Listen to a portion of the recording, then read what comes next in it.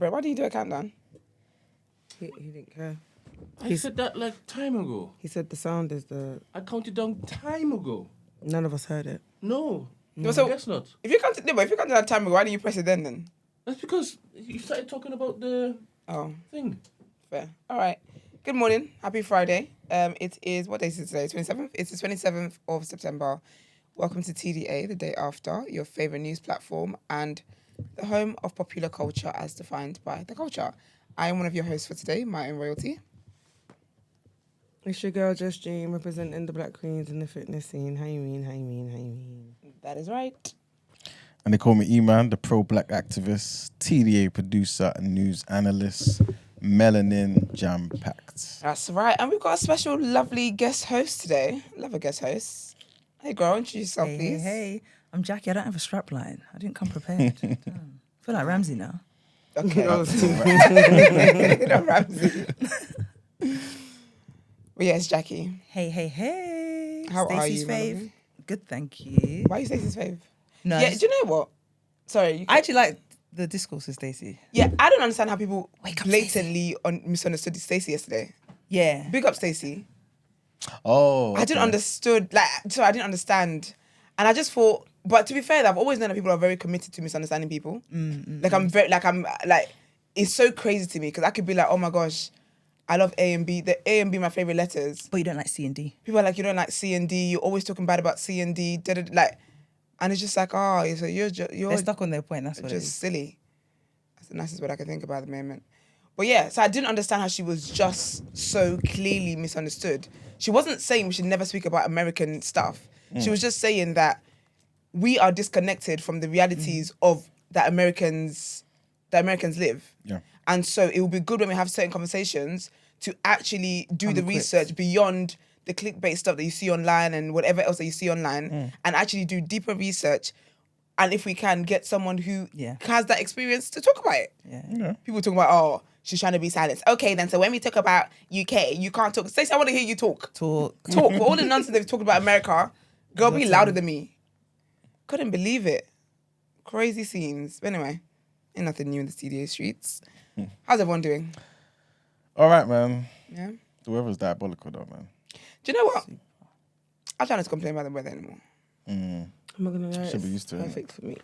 It's cozy. Yeah. It's like, I've got my Uggs on. I've got... When I don't, Like, especially I just love where it.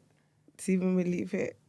Going home. What? My duvet. This is No, why. listen, it's the best Yeah, thing. exactly. But if I you get want to do sad. something or you need to do something, Oh, no, then that it's is... I get that it's- seasonal. Yeah, thing. it's the personal. If it's Sad. Sad, yeah. seasonal something, like I feel the mood. Where the weather is, that's where my mood is. Well, this is perfect. I Where the weather is, I that's need my to be in mood. this mood. So.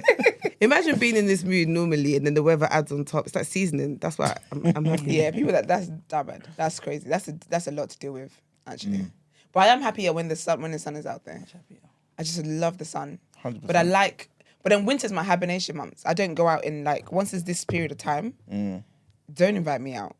But that makes I will sense, not come. because you like the sun. So if the sun's not there, why should you be And out? I hate the cold.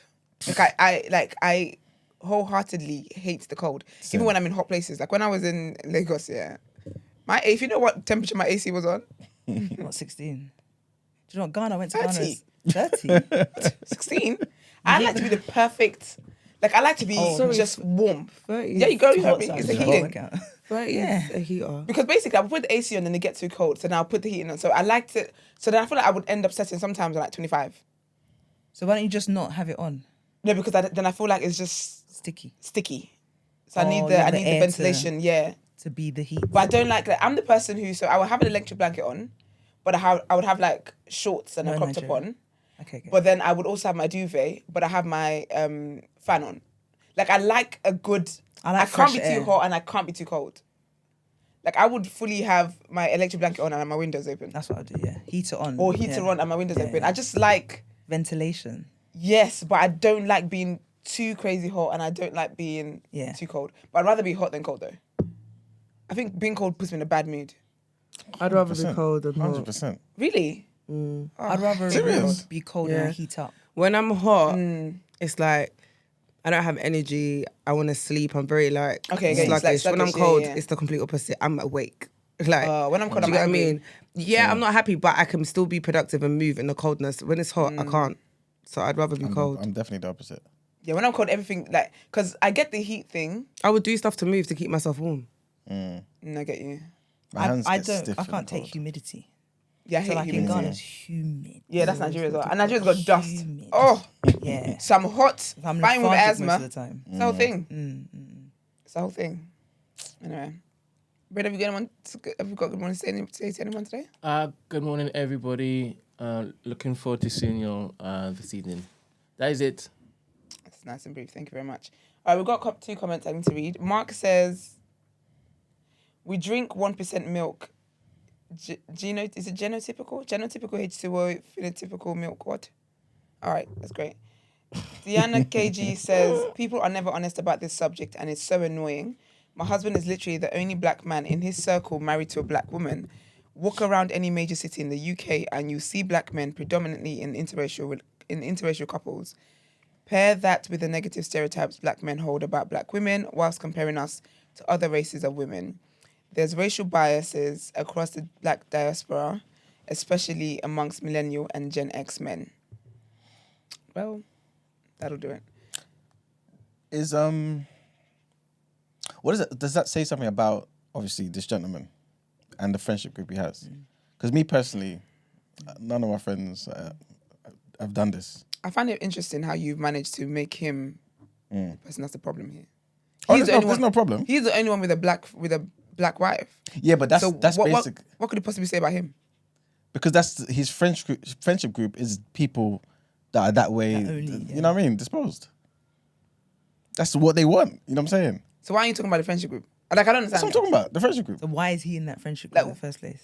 Yeah, but don't you have friends of other nationalities?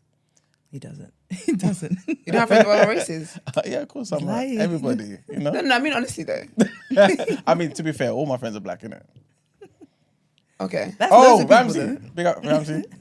African. There you go. It's close enough. Fair. But it's not. It's not necessarily like it's a. I don't think there's any pattern to like study there. No, it's not. It's not me. Like, it's not an indictment on him. It's just more so like, why is that the case? That I guess amongst his friends, he's the only one though. Yeah, like, but did he come from a certain background and maybe he married a black woman because maybe he's more interested in his culture, or like what was the influence that made him be the odd one out essentially? Or is he not in a particular city that has? Yeah, and I think that's what it is as well. I think because she said she only sees that when she goes around, she sees black sees men. a lot of interracial. Yeah. Yeah. Whereas Because that's In what I was London, I saying don't about find that that. conversation where London Hughes can't be cussed like too tough because it depends on where you live. And also people always assume that London is the only place in the UK. It's Yeah. not. Like in Manchester and Birmingham and stuff like that, Liverpool, Scotland, yeah, Wales, Liverpool, yeah. the black people there are definitely interracially dating based on what's available. But even in London, if you go to a certain school where it's only white people and there's like 3 or 4 Yeah. black people, You're gonna your chances of you like the probability of you dating a white person is higher than if you went to I think a there's school in nothing the wrong middle of with that. South. If you dated within your community, Yeah. like my uncle has a Sri Lankan wife, and he was like, there aren't Ghanaians at that time. So he even said, I'm going to pick. So obviously he picked his friend rather than actively. Yeah. You know, some people pick and say, I'm only going to marry a Ghanaian, regardless of whether they're good or not. Yeah. I'm going to marry my nationality. Whereas sometimes you don't have that option. And also, I'd rather marry the best person for me than just Basic because colour. he's Ghanaian. Yeah. And I feel like that's what I was saying, even I feel like people look at I don't feel like people I would say people that intentionally will go and seek out a certain race or whatever, they're just that's just fetish. But I feel like could be a fetish then. Yeah, No, I but- think Because I ain't gonna lie. no, but I feel Even like if it's no, your but own people race, that yeah. I feel like if you're a black person, you're like I only want to be with a white person, blah blah blah. Okay. I'm not talking about you, Okay. but I'm talking about people who they just meet somebody. Race is not. I don't feel like race is the first thing they're seeing. It's a thing where they connect on deeper levels and they get on really well and blah blah blah, and their feelings develop and it's like, okay, I want to build a relationship with you. Then now it's like, oh, you're some from people another race. actively say, okay, you're Nigerian, let's now enter the conversation. Yes, exactly. So there's people like that where it's like there's people that look at race first. I feel like someone like you look at black first. So do I. But there's people that there's people that 1,000%, yeah. it does people that are in interracial relationships. Yeah. some of them, that's not how it's turned out for them. They didn't go that wasn't seeking their a first, white yeah, person. yeah. Oh, It yeah, just yeah. happened. Oh, yeah, that, no, of course. Yeah. Do you get what I mean? Yeah. That was the So I best feel like person there. yes, exactly. So that's why I'm like, when we have the conversation as if like they're letting down their side and they're sellouts, they're this, they're that. It's not realistic because it doesn't. It's not like that for every person. Oh, I've got a 100%. friend, yeah, and he's with his partner's white, and it's so when I say it threw me, based on who he is, right? Who he is, even how he is. He's very much like. He's like for me, it's like, oh, like I don't like when you wear wigs, have your natural hair out. Why I've got too much makeup? You know that kind of person, yeah. So I just thought, I was like, how did you get here? And he said, even for him, it rattles him because how did he get here? But he's like, it is what it is, isn't it? Like you fall for the person that you connect with. Yeah. So is this girl white? Yeah, And who was he fighting about wigs? me. Black people. Black women. Yeah. I have a different theory, but that's your friend. I'm not gonna say it. I think the point is, he didn't intentionally go for. Yeah, exactly. No, Just because yeah, his it partner wasn't before, he's got black kids. His partner before was black. Yeah, but then someone like that, it is definitely a shock. But I definitely have to question why you feel the need to police black women and stuff like that. He's literally just. But then you here know you are with Becky with extensions. 'Cause That's it's her wonderful. hair. That's fantastic. But that might have been before he even thought that was a possibility for him. Yeah. No, what I'm saying is he's always been this way. Like Yeah. we've been friends for Yeah. over a decade. Like since I was in secondary. Do you know what I mean? Since I was in school. So he's always been like, you look so pretty, Vina. Do you know what I mean? Like Yeah. not in not in a horrible way, but do you know what I Yeah. mean? Interesting. But yeah, here we are. Sorry, can I bring up something from yesterday? Was it What's she gonna the best example? So why have you got receipts? Because Marissa gave I love me- receipts. Shout out to Marissa. Cole Palmer. So yesterday we were talking about if you're an eighth black and Oh, yeah. what you look Yeah. like and stuff. So I didn't know Cole Palmer because I don't follow football like that. But do you know Cole Palmer? Oh, that guy, yeah. But he's actually he's a footballer and he's a quarter black. Okay. So does he look tanned? Please look at him. Yeah, but I know. pass that I one, actually please. know someone But he's whose imagine grandma his kid. is mixed race. He's basically his grandparents. I don't know if it's grandma or granddad. So he's got. He looks whiter than Black Wayne in him. Rooney. But let me show you him. No, but this one's. You see, and this is Oh, again. bless I'm him, not. man. This But is if why. he had a child, this is the point I was trying to make with Stacy. Yeah. If he had a child with a white lady, Yeah.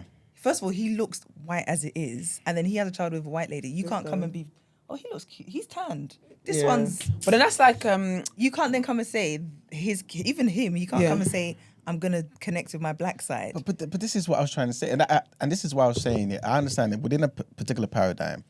Race, we all know race is a construct. Like it's not real. But in a other context, it's very real because we're treated in a particular way because of this thing that's not real. So it's very real. You've made it real. Exactly. You make something real, it's real. 100%. But when somebody tells me, okay, cool, no disrespect, but this guy is just as black as me, please, I can't entertain that conversation. I can't. You might have the same grandma, but it doesn't mean you're black. I just And but- it's nothing wrong with that. At all. Do you not find funny that black people? And this is what I was talking about the last time I was here, where Yeah. I feel like there's more productive conversations to have, and black people are always just so stuck on, oh, your partner's white. Oh, you're gay. Oh my gosh, pause. Oh, you're not as black as me. Because what are you doing with your full blackness? It doesn't matter though, because, and I'll tell you why. But Because if it doesn't even matter, then why we have like? I feel like black people just like I don't understand why I don't know what it is about just constantly feeling the need to question people's blackness. it's not necessarily about questioning people's blackness. It is, though. That's more exactly what it It's more is. so questioning people within your community about what we deem to be black. Why? Because we're placed in a particular cohort, which is called black, and we're treated a particular way because we're black. Okay. You know what I'm saying? And So, then what happens after that? so we know how to move. We gatekeep. Okay, and then when do we get to the conversation about how we're moving? Because we're not there yet. We can have it We haven't simultaneously. finished. No, but we're not having it simultaneously. Of course we do. We No, don't we're spend not. every Yeah, single we day don't. talking about We're what black not. is. We're not. No, we we're talk not. about gatekeeping. We we're talk not. about this. But how can we Okay. gatekeep if we don't even know who to put at the door? But I always compare black think people it's silly, with man. like I think it's very Asians. childish. I don't think they do what we do, but I think also it's because we are very accepted. Who, and let Asians? anyone, Oh no, they do that. They do the caste system. yeah, but they also, but for example, I don't see a mixed race Asian in the Asian community. I see them as they just become a British culture, if that makes sense. Oh, there's- yeah, I get you. if you look at like proper like Pakistanis maybe, they're really Pakistani and they marry within, they stick Yep. within, they do Yep. the same thing. But the minute a Pakistani might marry outside it to a white person or whatever, they then become assimilated with that culture more. Yeah. They might go to the pub a bit more. They speak in a certain way. Do you know what I mean? But so I don't think they want to infiltrate their culture and say Yeah. we've got to change. Let's add fish and chips to our Friday meals. Do you know what I mean? It's Whereas I even think like- black people, the difference is we come and then we're like, no, let's expand the And scope take of what everybody. it is. Whereas another community's like, this, it is what it is. Either you accept it or you say, I'm Chinese, but I might hang around with white people more, or I'm Asian, I'm Pakistani, but I might hang around with white people more. But then I don't think it's a thing of like, let's take everybody. It's more a case of I have black heritage, and if I care about black matters and blah blah blah, like why can't I be involved in the conversation? Because my hue is not as dark as yours. Like it makes no sense. I don't think that's the case. It's not a case of saying. So why are you trying to shut denying- them out? It's not a case of denying anybody of their heritage of being black. It's more What so is a it? case of somebody saying that person is black. Yeah, I and think it's because the that person is black, now we have a completely crazy range of the black experience. So if I'm talking about black issues, somebody can kind of minimize that because they're black and it never occurred. We even have issues with people that kind of within, let's just say, a certain hue called colorism. We know colorism exists. Imagine now the other spectrum where, no disrespect, Cole Palmer's there talking about, well, my black experience is this, my black experience is that. But that could be, Well, you're wasting my but, time. No, but that could be his black experience because like Stacey, one of the points that Stacey brought up yesterday I really liked was that, say for example, that is your situation. However, Yeah. the family that's raised you is the full black family. All I've known is black culture. All I've known is that. Why can I not speak on the experience? Because even when we have the colorism conversations, the people on the other side of it, people that are not fair skinned, sorry, Daryl said we stop saying that. People that are lighter skinned, Yeah. they because is darker skin unfair? It's the whole thing. Big up Daryl Blake. Very, Yeah, very we're intelligent man. But if, for example, people that are lighter skinned, so we have conversations about colorism, Yeah. and we get the perspective of darker skinned people all the time. However, for lighter skinned people as well, they also have an experience 100%. when it comes to colorism. Yeah. So if we're having a conversation with colorism, and it happens a lot actually, where lighter skinned people are not allowed to talk about their experiences because we're doing, and again, I'm not saying one is worse than the other, but we're doing struggle Olympics. Yeah. So if it's a case where, like with black people, again, we always say black people are not monolithic, like we always say that. And even as a black man, the experiences I have as a black woman, you can't relate. Yeah. As a Yoruba woman, an Igbo woman who's also from Nigeria, same skin tone as me, blah, blah, will not be able to relate with things that I can possibly relate to. As black people we already have a range of experiences. I feel like we can have these conversations without it being a thing of someone trying to take away from your experience. Like, if a mixed race person enters the chat, Yeah. they don't need to take away your experiences as a full black man. However, we don't need to undermine their experiences either Yeah. as a mixed race person. Why do I you So agree. put them- again, the same way you feel like, sorry, babes, the same way you feel like these two conversations can exist, Yeah. where you say who's allowed into the gate, who's not allowed into the gate, but then also what we doing with said gate. Yeah. We can do that as well in there. If it becomes a thing where, because you feel, Cole Palmer, for example, his experience starts to undermine your experience with racism or whatever it is, it can be a thing of, that can be a conversation. I understand. But I don't think, I don't understand why it must be a thing where, well, yeah, and you go over there. Because my thing is, there's mixed race people who who deal with racism even within their family. Yeah, of course. Because this white person dared to be with a black person, or this black person dared to be with a white person, and then they've dealt with that with that insult, the racism, in their own home. So when they come and say, "Oh, I've dealt with racism," blah blah blah, but it's gonna be like, "Well, you got white privilege, you can't talk." Yeah, but I've never experienced that white privilege. I don't even know what that white privilege tastes like. I don't know what that looks like, because actually people see me and do you know what I mean? I just feel like these conversations can exist, but whenever we sit there and I just feel like sometimes we gatekeep the wrong things. I also, sorry. No, go on. I also think our biggest problem is the word black. I hate that word because Yeah. no one says Lebanese. Have you seen Lebanese people and Syrian people? They look just as white. They look more white, some of them, more white than a Spanish person. Yeah. But no one's going to put them all in the same boat because they've got completely different experiences. Yeah. Do you know what I mean? Whereas us is like, oh, you're dark. Everybody comes in the same boat. So then we feel like we're entitled to speak on Stacey's experience of the American culture. Whereas I'm Ghanaian. My generations were not slaves. Do you know what I mean? I don't have the That lineage genetic, there. Yeah. you know, Yeah. like the body keeps the score. My generations don't have the experience, where Ashanti's, there's no history of oppression in my bloodline. So I can't even experience or talk on her experience kind of thing. Whereas, it's like, no, everyone's in the same boat. A Muslim person, a Muslim Arab is not going to be called Asian as much as a Chinese person. Do you know what I mean? They're all literally ethnicized, Yeah. and people then understand their experience because Muslim people go through it so much. I've got an Arab friend, and he was just saying how much people just misjudge them because he's Arab and he wears the Arab attire and stuff. Yeah. But no one's gonna come and say, no, I've got to talk as well because I'm Asian and I'm Hindu. And why do we gatekeep? Because they've literally categorized themselves as different based on ethnicity, whereas black people's like, nope, all on the same boat. How? But I think it's because our history is different. Like people who look like us, like wholesale, have been treated in a particular way. So you know what I'm saying? Asians. Like, So have Asians. Not I think to we the degree minimize. I think we minimize other people's experiences as well. They've also gone through something. 100%. And obviously, not to sound some type of way, but when we have time to sort of our own, then we can go and Yeah, help then we them. can concentrate on theirs. Yeah, But for us, it's been like that way. You know what I'm saying? Like the different ranges of people, of colors or whatever, that any particular oppressor says is black, we just grouped into the same category as black. For me personally, I'm not trying to be divisive at all. I just open my eyes and recognize that when we talk about race, most times people are not asking you. Most times people are looking at you. And so they're treating you a particular way based on how you look. So if, for example, we're talking about there's lack of representation in the CEOs and lack of representation in this particular institution, and all of the people that they want to let in are black, but they look like Cole Palmer, then at some point we have to allow ourselves to, you know what I'm saying? We have to, you know what I'm saying, be serious and say, wait a minute, there's obviously a difference here. There's favoritism here, and these people are not us. You know what I'm saying? Or don't look like us. And so But I think it's what even it is. black Americans think that as well with the immigrant experience. So they know that immigrants look down on them. So for example, a Nigerian, and people just have a positive connotation with Nigerians, because they know that they're hardworking immigrants. So the minute someone sees, for example, a Nigerian American doctor, they're like, you're going to be hardworking. They've got that. It's the same way Chinese people have a positive connotation with their education. Yeah. Africans in America have that, and I think there's a divide between Africans and Black Americans. So again, you can't group us in the same box again. You So, can't. I feel like black people take out their frustration on the wrong people, and I feel like or as you said, concentrate on the wrong thing.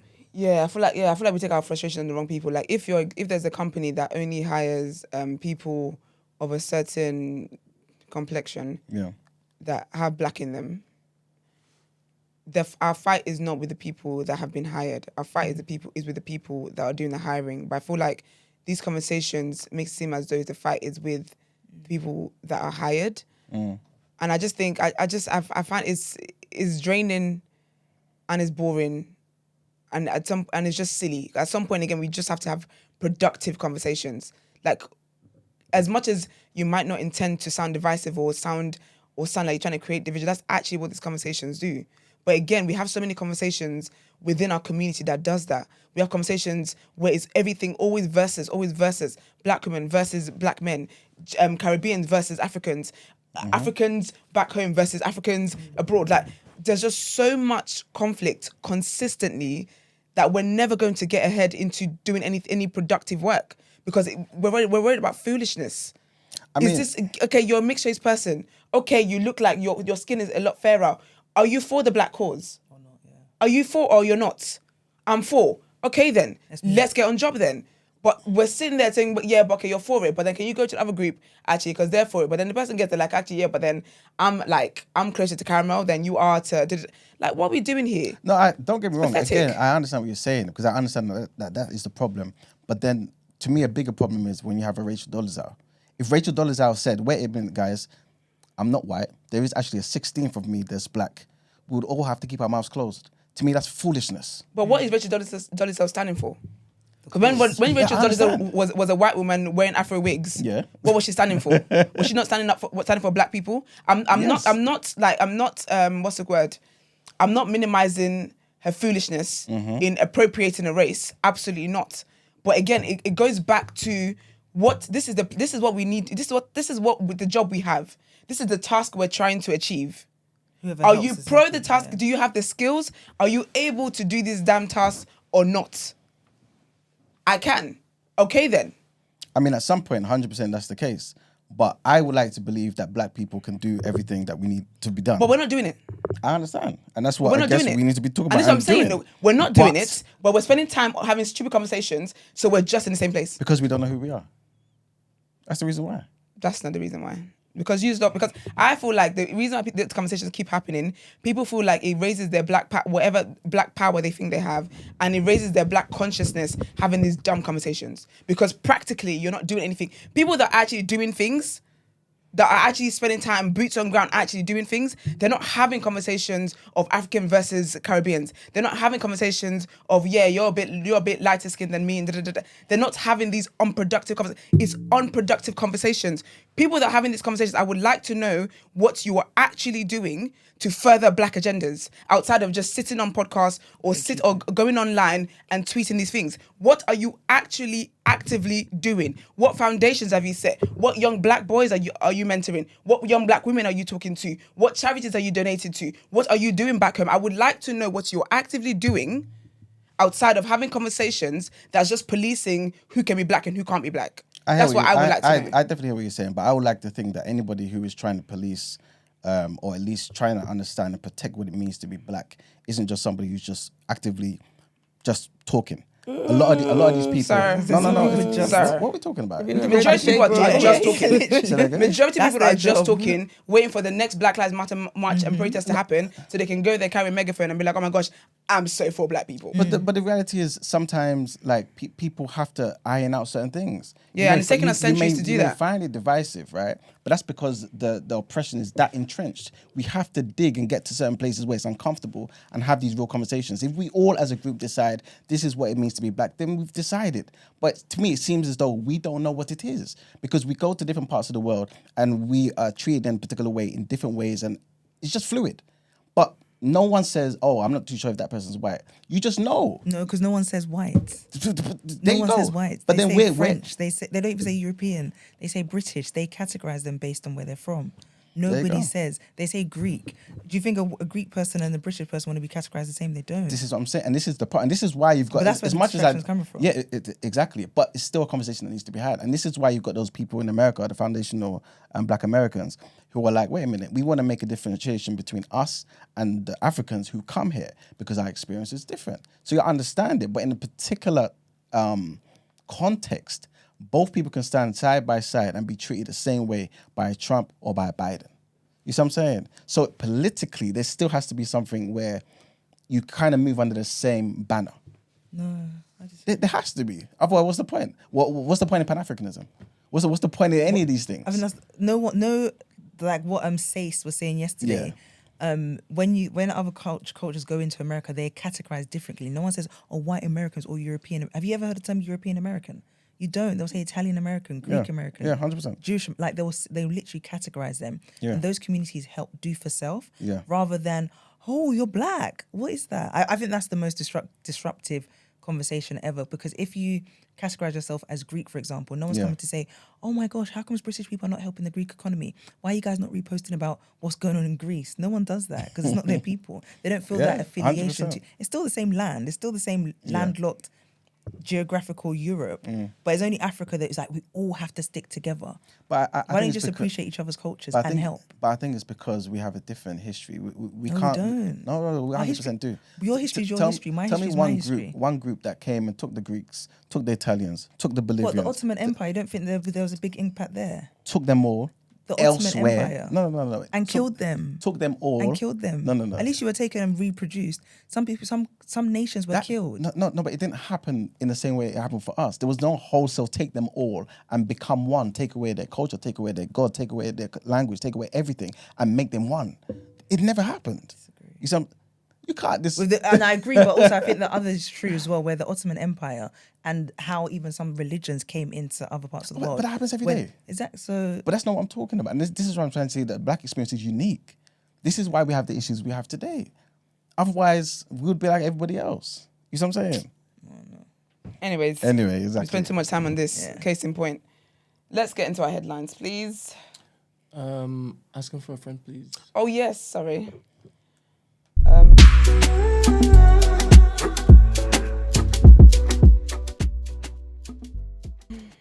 Hey y'all, I'm finna keep this short and sweet. This is for the girlies on Fridays. My man signed up for a boxing class at the gym we go together last December, and he's been going hard for a long time. So hard that 3 months ago, he said he wants to take up amateur boxing as a side hobby. I was a bit hesitant about it, but I saw how happy he was to do it, so I supported him to do so. He's been training since, and he had his first fight on Monday. And girl, he got his ass whooped. So much so, he gave me and my friends the ick, and I hate that it was so embarrassing. I admitted to my girls that I have the ick, and they've been telling me to leave him. Okay. They're bad friends, sorry. See what I'm saying? And I kind of want to because it was too embarrassing, and it might have me.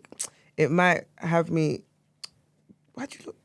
Something about doubts about him protecting me. I don't want to leave him for something so shallow, and I'm in two minds about it because I know I'd feel so bad. Help, please. First of all, Do women still want men to protect them? First of all, Sure? Ain't that toxic masculinity? First of all, you're too Emmanuel, loud. stop You're shouting. loud and Firstly, loud and making very stupid arguments. let's give context. She's 21, so now this all makes sense because this is something Georgia would say to me. No, but you know, give me. I said this the other day that that if you saw a man get beat up, I couldn't see my man get beat up in a boxing. I said I would never go to watch his games. No, do you know what? Yeah. I don't think That's it would. out of fear, though. It wouldn't give me the ick. That's how it. No, because I understand that. Like, remember, this isn't something he's been doing for years. Like, he didn't come out to This win is first boxing. time. And that's what I was Literally, gonna so say. for me, Yeah. it's like We're give the friends. person grace. Like, Yeah, that's what are I was you gonna say. alright? Like, let him grow in the sport. You Let him. give him a Literally. year. You haven't passed probation yet. Yeah, 3 months, you know. Yeah, I was no. gonna say that. I was gonna say that it would give me the ick, but I feel like it gives me the ick when I'm not in that situation. I know how I am, child. When I like a man, that's my So- man, my man, my man. A bit more context. It's longer than 3 months. So he started last year, December. But the last 3 months. It's only a 3-month But anniversary. last 3 months is when he decided he wanted to like.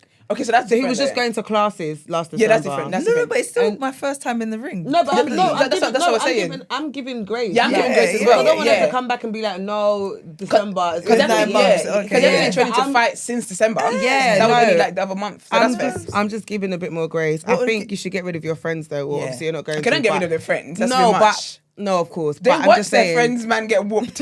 No, but they're childish. Because No, but I'm very not gonna lie. childish. Don't come and tell me to leave my man because he's got his. No, but ass you know what beat. it is though, Gina? You should have never told me you wanted to leave your man. You should have never told me your man had ick. This is sometimes this is the problem.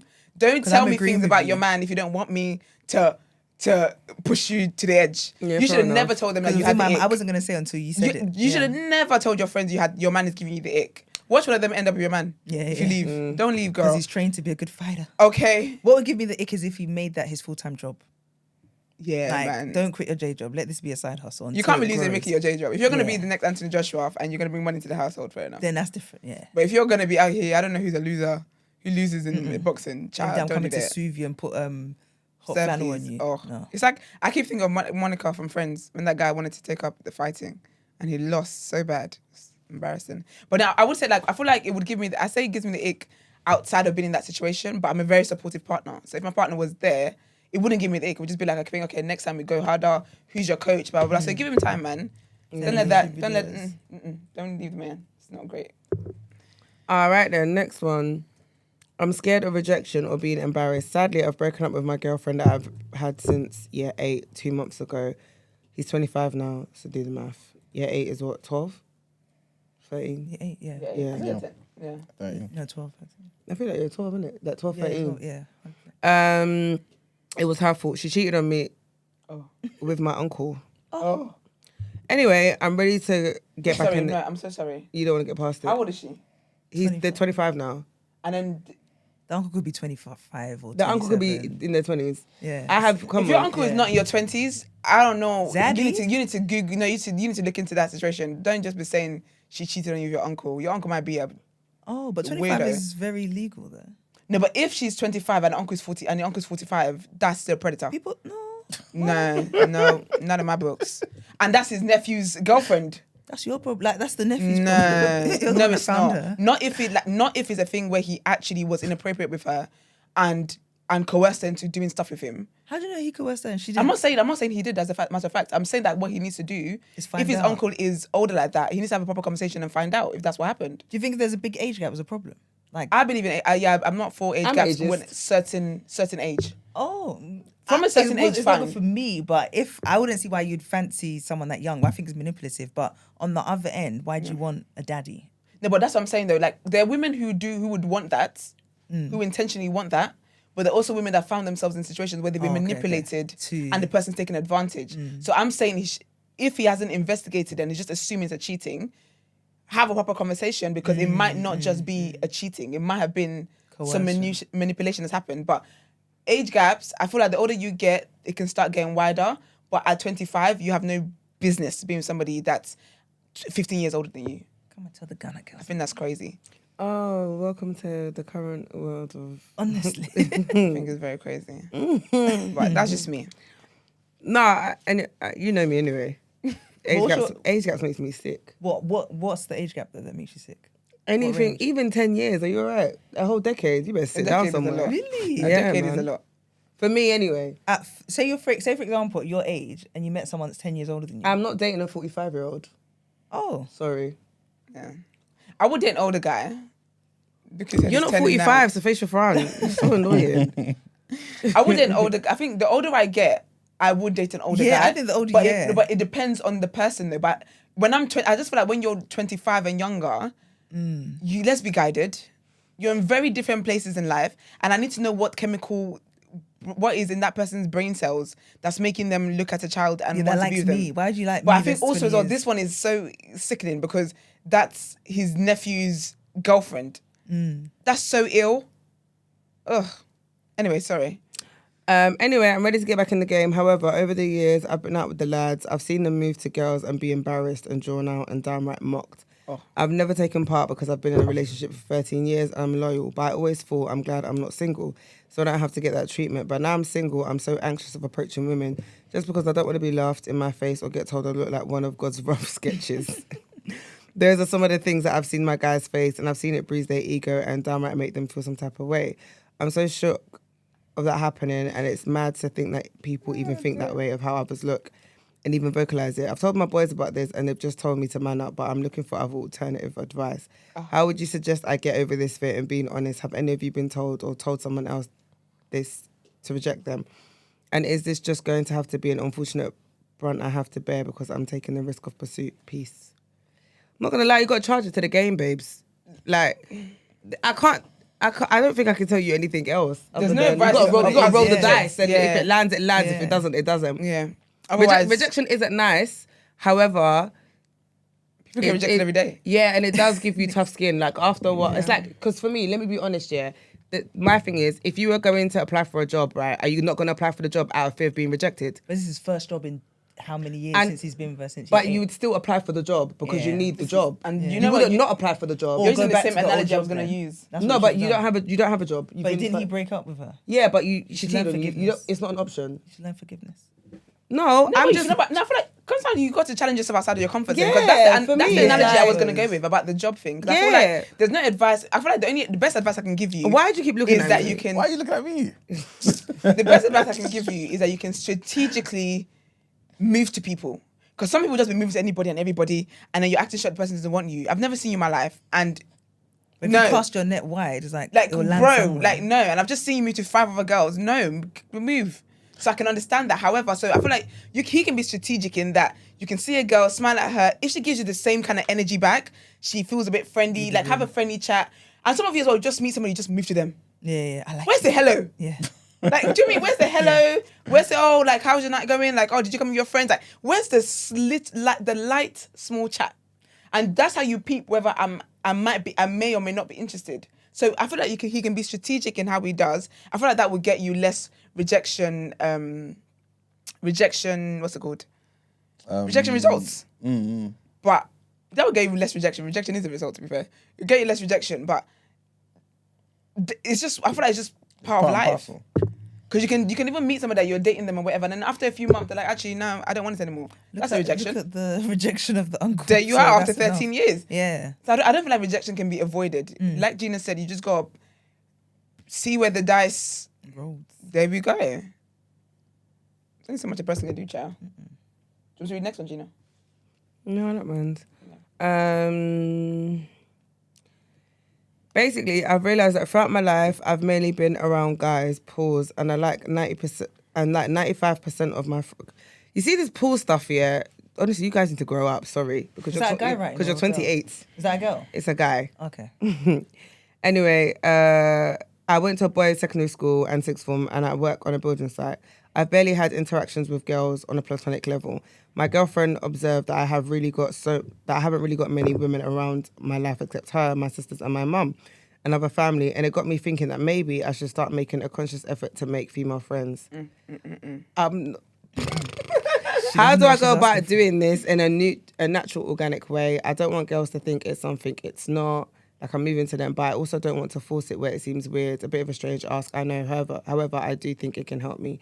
Plus, is it inappropriate or weird if your partner said they wanted to make new friends with the opposite sex? Am I crossing a boundary? Would you be okay with it? My girlfriend is, but I want to know what you lot think. I think that at 28 years of life, to now start pursuing female friendships is risky business, personally. Because I don't think you're going to be equipped for what that comes with. So I think that I don't know. I think it's ironic that you think, are you forcing it? You are. You already Literally. are. Like, I But don't. you're I don't- already for that. Like, I don't hey, think. Can I be your friend? Yeah, like what for? Like, I'm gonna feel your traps in me. Yeah, like Yeah. what? Like Yeah. what? Like generally speaking, what for? What to I feel gain like more female perspective? Yeah, I feel like the that's older what it you is. get, with friendships, they happen a lot more organically than when you were younger. So I feel like if along the way through life, like you're gonna meet people, you and your girl might travel, like you're gonna meet people in different realms of life. I don't think you should go out of your way to try and make female friends now. I think if you were saying you wanted to make friends in general, then fair enough. But female friends now, I just don't think there's a need for it. I feel like I don't know what you need the experience for, but I feel like being close to your sisters, your mum, your girlfriend. I'm sure like you might see your girlfriend's friends when you're able to have conversations with them. Yeah, maybe that. I feel like that's like, you're cool. If you're a guy who didn't have a mum, didn't have sisters, didn't have, like, you had zero No women, female, yeah. only woman in your life is your girlfriend, then I Yeah. can say, yeah, do you know what, I understand that. But I don't think it's necessary. I feel like it's nice that your girlfriend doesn't think it's breaking a boundary, because in my mind, like, she knows that it's come from a genuine place, and you must be a great boyfriend. Because some boyfriends could never talk about child. I don't want you to talk to your sister. Yeah. Anyway, And your mama. no, not your mama. But I don't think this is an agenda you need to do. I think you just live your best life and just be happy that way. And I feel like if it's meant, like, you seem like a nice person as well. Like, you give good vibes, which is why you give good vibes. So I feel like if it's meant to happen, you're meant to have female friends, it would just happen organically, which is the best way, rather than you having to seek them out. I think, and I also think the girl doesn't know what she's asking for, because you don't know how he would react Leave in her. that way. Is that Sister? Oh, even Becky agreed with me. And Becky starts making him lunch at school. Yeah, I mean, literally. at work. I spoke to Becky about this, and she Jumping at the understands building my site. perspective. And yeah, Okay. When Becky's opinions is more rampant in your house than yeah. yours. When the arguments are popping up, and Okay, girl. Becky's the third opinion in there. Yeah, stick to comfort, sis. I think it's cool, man. I literally just think, I think you're cool. I don't think it's weird to have more. I have more female friends than I have male friends. So do I. Do you know what I mean? Like, I don't think it's weird if you're of that gender to have more friends of that gender than anything else. I think Maybe he's not romantic. That's the vibe I'm getting. I think like so. you're not that maybe he emotional, doesn't- the feminine side. But then he's got his mum and his sisters. Plural. Romantic. Not one sister. Yes. If you grew up in his household, the same house with his mum and his sisters, Yeah, because what's and the you don't what's the understand friend women. gonna teach you that your mum, your sisters Yeah. haven't taught you? If you grew up in a house with your mum and your sisters and you don't understand women, That's a lot, yeah. that one is above me. Yeah. It's above my pay grade, child. Okay. Last one? The last one here is. They said we can say the name, but I'm not going to anyway. Basically, I'm aware that I'm not the most handsome guy in the world. To be honest, I'm actually quite regular. I can't even grow facial hair. The people I get told I look like are... Marcus Brownlee. Who's that? He's like one of the biggest like tech reviewers online. So, Brent, do you mind getting a picture up, please, Brent? And, I'll and, send you a picture of him. and Oh, we are, KSI. okay. But I think I look closer to Nicholas Jackson, who plays for Chelsea. Why are you giving us examples you I don't still know? don't know who any of these are. Give us a Michael B. Jordan. Give us an Idris Elba. Wait, You don't care aside though. I know KSI. I don't want yeah. to know. Okay, sorry. He's 25, by the way. He said, Marcus Brown. I've never had a girlfriend before, and it's a bit embarrassing because I feel like I'm at an age where I should have had some experience, but I haven't. I know I'm not the archetypical... Basically, he's not a typical black guy that women tend to vocalize they want looks-wise, as I lean more into the nerdy, normal guy look. I only want to date black women. However, to my surprise, I've heard there are some girls over the years that have had crushes on me, but they're all out of my race. So they're out of the question for me. I think I'm more attractive to non-black women, which is a shame, but still nice to know. I don't know if the black women I'm going for are way out of my league or for more chance of a yes, I have to approach black women that are less attractive. I hate to be superficial, but I don't want to do that because I just wouldn't be attracted to them.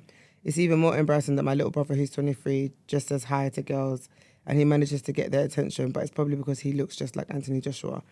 I don't want to change who I am because I always want to be true to myself. Nevertheless, is me being the way I am and looking the way I look mean that I may rarely or never be able to attract a woman of a certain caliber. Am I hopeless? Am I just not my type's type because I think I'm not and I'm stuck? P.S. I don't know how to describe the women I go up to, but they're lame black girls. Esther, Gina. What do you do with child? I think that's when people write in like that, it's like you're doing the exact same thing to the females of your caliber. You don't want to go to them, but you want to go above your weight, kind of thing. But you don't. You know why when don't guys you like say, people that like you? You know when guys they always say like date within your Range. Yeah. Like punching, bro. yeah. You don't, and this is what's interesting. Women get told that they shouldn't punch all the time. Just saying. But when it's a man, Men stay punching you. Yeah. Men break. No. Men stay Yeah. punching, trying to break free, trying to go through And then glass he's ceilings. there saying, "Should I now go and look below?" But it's like, if you are in but he that doesn't boat, want to. yeah, Can I but say that? someone else should? But a woman should now go and look below to you. I don't get that. Can I just say that you are better looking than KSI? Don't talk about yourself like that. No, it depends.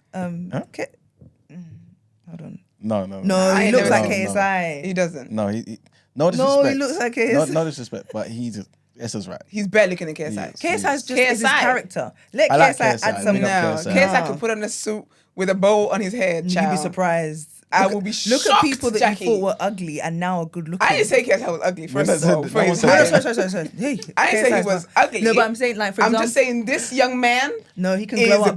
better It's looking his style.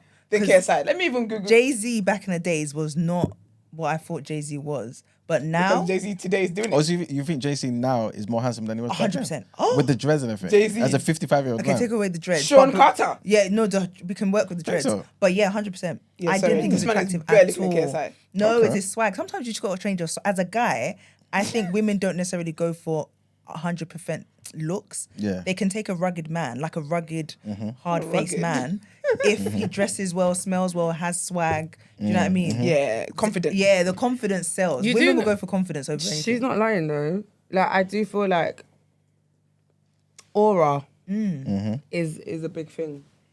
Smell good and women are, and then pay for stuff, girl. I think women have to be You got it. You got it. Save your money, man. Yeah. So you got it. No, but first of all, BKSI money.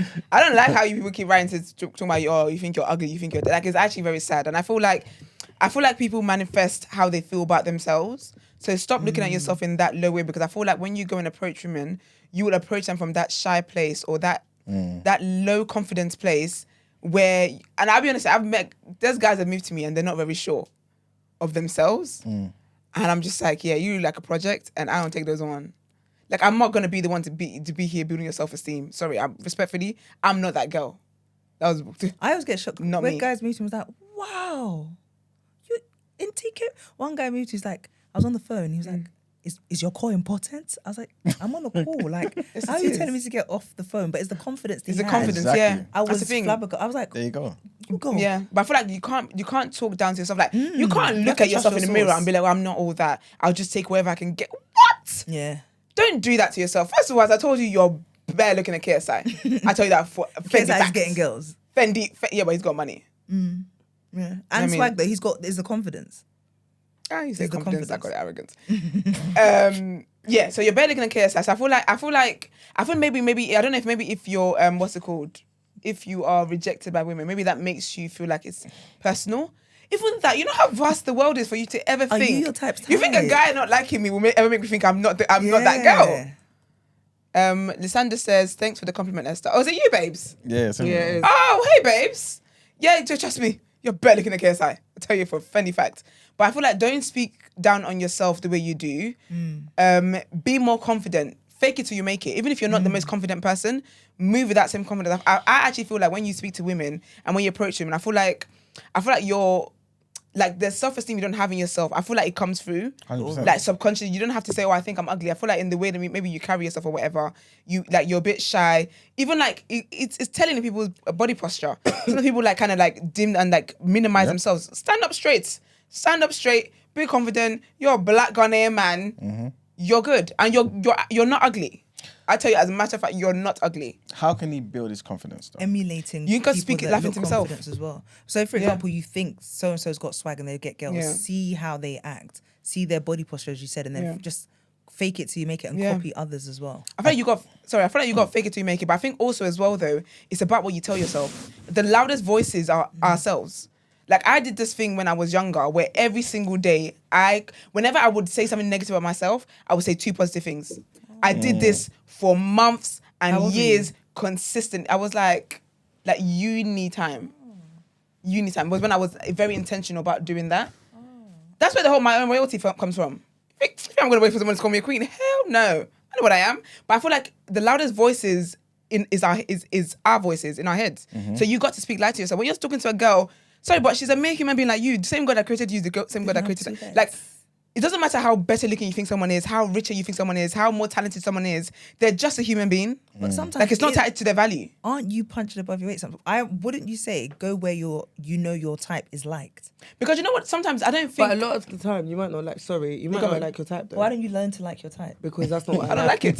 No, Jackie. you've got a deficiency in iron. Eat food that has iron in it. Like I don't understand. You're so Why don't you annoying. go No, to those places? Do you know what it is? Because life doesn't You're a work. short Most- guy. But you know what's funny though? Why are you most- going to that club? But most, it doesn't work that way though. But because- does that you know apply to why? women though? No, because the difference is, I always say this shit. You see, the thing You're with men fraud. is men are very audacious. We don't have that same level of audacity, but men do. Can I And say that's as well? That's though? necessary. A guy will But be can on I a say what the bus problem is as well, chatting though? you up that's driving like I'm not being shallow, but it's like just it doesn't make sense. But can I say what the problem is about this whole type thing? Because everybody thinks they deserve better. Yeah, that's what, All this manifestation talk. Not really. No, because And you know this what's is funny? why they're not getting Do you know it, what's so because funny, you don't. Iman? Yeah, I promise you, if he goes and talks to a woman that is on his level, Yeah. he will get I promise you that girls. girl thinks he's not on her level.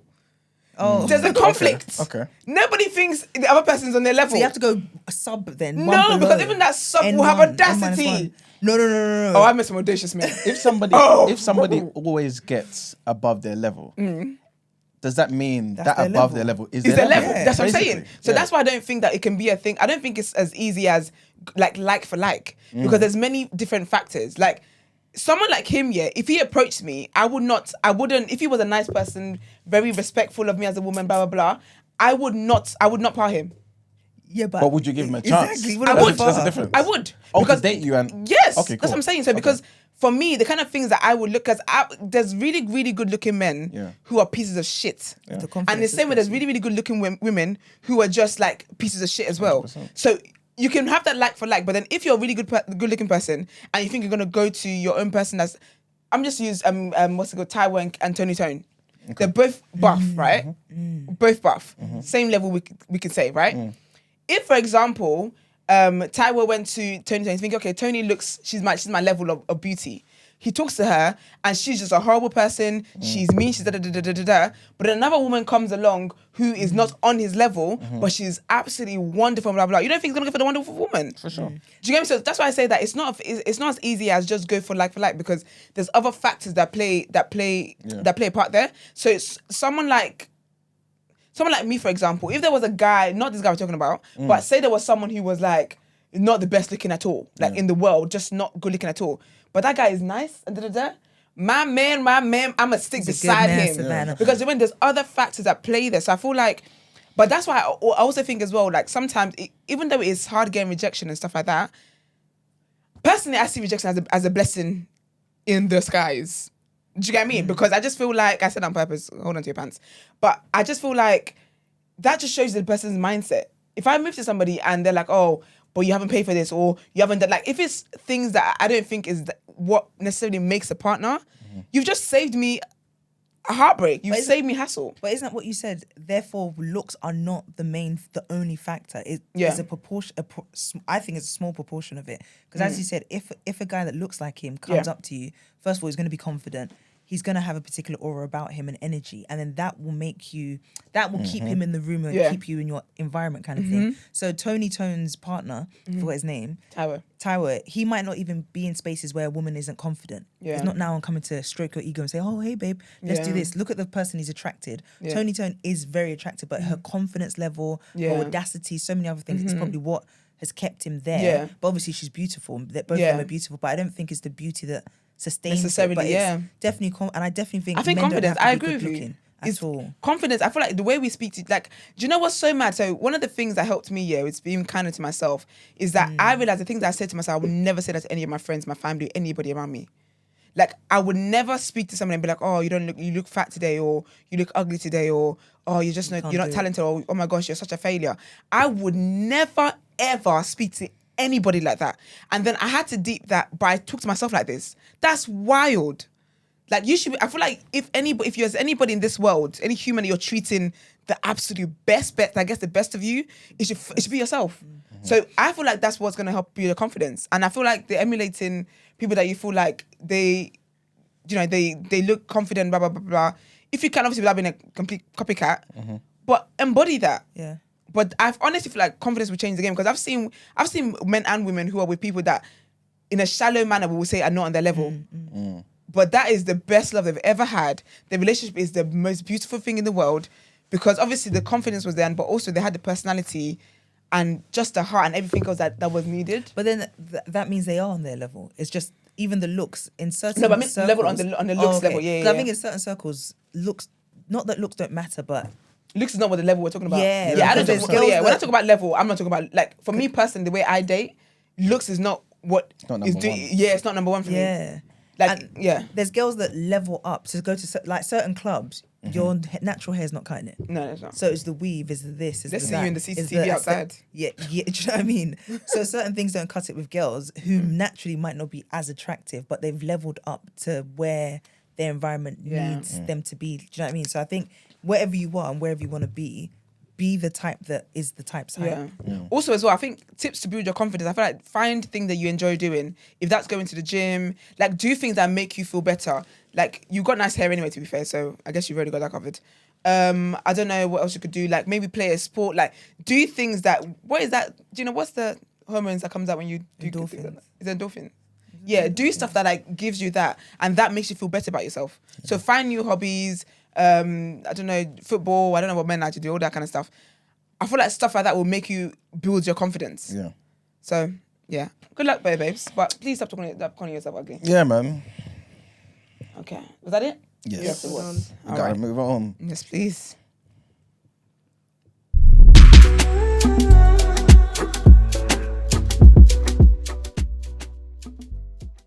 Also, sorry. Yes. Can I just say the fact that he actually put in the chat, it was It's him. me. And then yeah, comment, Babes. yeah, that's what I'm saying. You have confidence. That's true. You know? You actually have confidence. Girl, slide into his DMs. Because we haven't done that matchmaker from the other day that likes a funny, unfunny, whatever that the category was.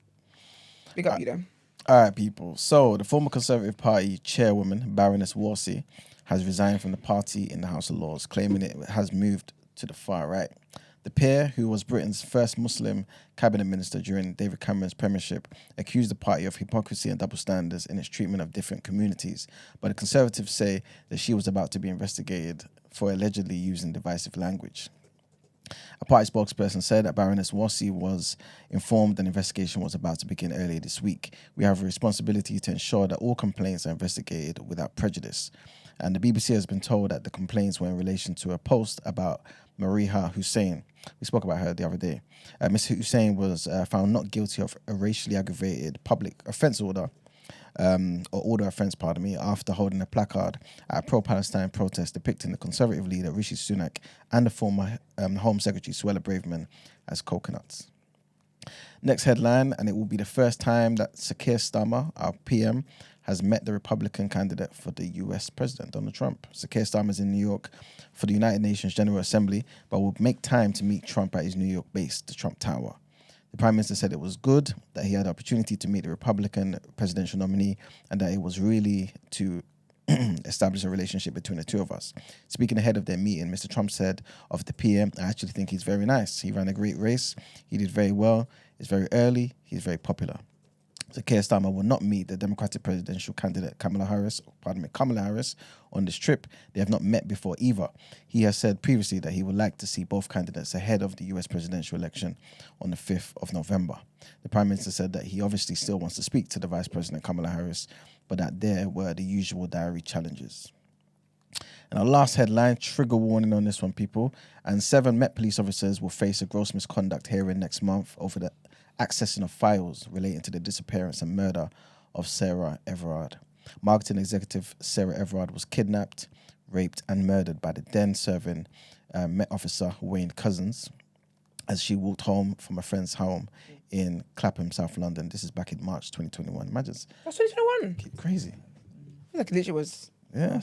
last year. Yeah. That's crazy. 5-7 officers, PC Miles McHugh, PC Claire Tett, Detective Constable Tyrone Ward, Detective Sergeant Robert Butters and Sergeant Mark Harper will now face a hearing after an audit was carried out by the Forces Directorate of Professional Standards. Trainee Detective Constable Hannah Rebek and Inspector Akinwale Ajose Adeogun who has resigned from their roles since the investigation, will also face the same hearing. The audit looked at who had accessed files relating to Miss Everard's disappearance and subsequent investigation, and whether those who had access to files did so with a proper policing purpose. It's alleged that each of the 7 individuals accessed the police system relating to Miss Everard's case between March 5th and March 15th in 2021, some on multiple occasions, and that this was not undertaken in the course of their duties. And that's it for headlines. How many did you read? 3. I feel like I can't find it in the doc. All right, let's get into what you're saying. Topic of the day. Are you ready?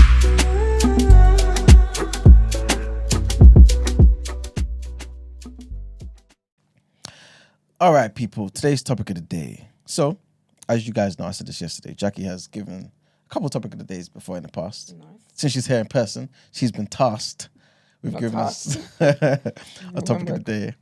And basically, obviously, she's going to expand on it, right? But I guess my understanding is more so it's viewing relationships, platonic, familial, whatever relationships, as disposable, right? Somewhat disposable anyway, weakening and eroding the strength of certain institutions within our community. So to expand on that, it's you know how not fickle but amorous love. So relationships like boyfriend, girlfriend, whatever, sexual relationships are the ones that we highlight as is excusable to let go, is excusable to divorce. We understand those things, but we don't often talk about platonic relationships where we equally let go as well of. Yeah. So like if you're getting divorced, like, he left, can you forgive? Are you able to, move on?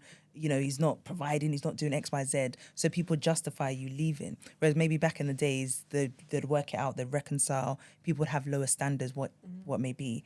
But then also I think we ignore the platonic version. So sibling relationship, parent relationship, friend relationship as well, where are we being equally as fickle now and disposable with those relationships? Are we not communicating our hurts? Are we harboring unforgiveness? Are we breaking ties off quicker than we used to, and to what detriment as well, if that makes sense? So with your friendship groups, how many times have we lost friends? We said we're never going to talk to them again after a few, maybe 1 or 2 disputes, as opposed to this is a friendship that lasted me 10, 15 years. We've been secondary school friends and now we've completely cut off. Whereas back in the days, you'd say, I'm going to stick it out. So is it worth sticking it out?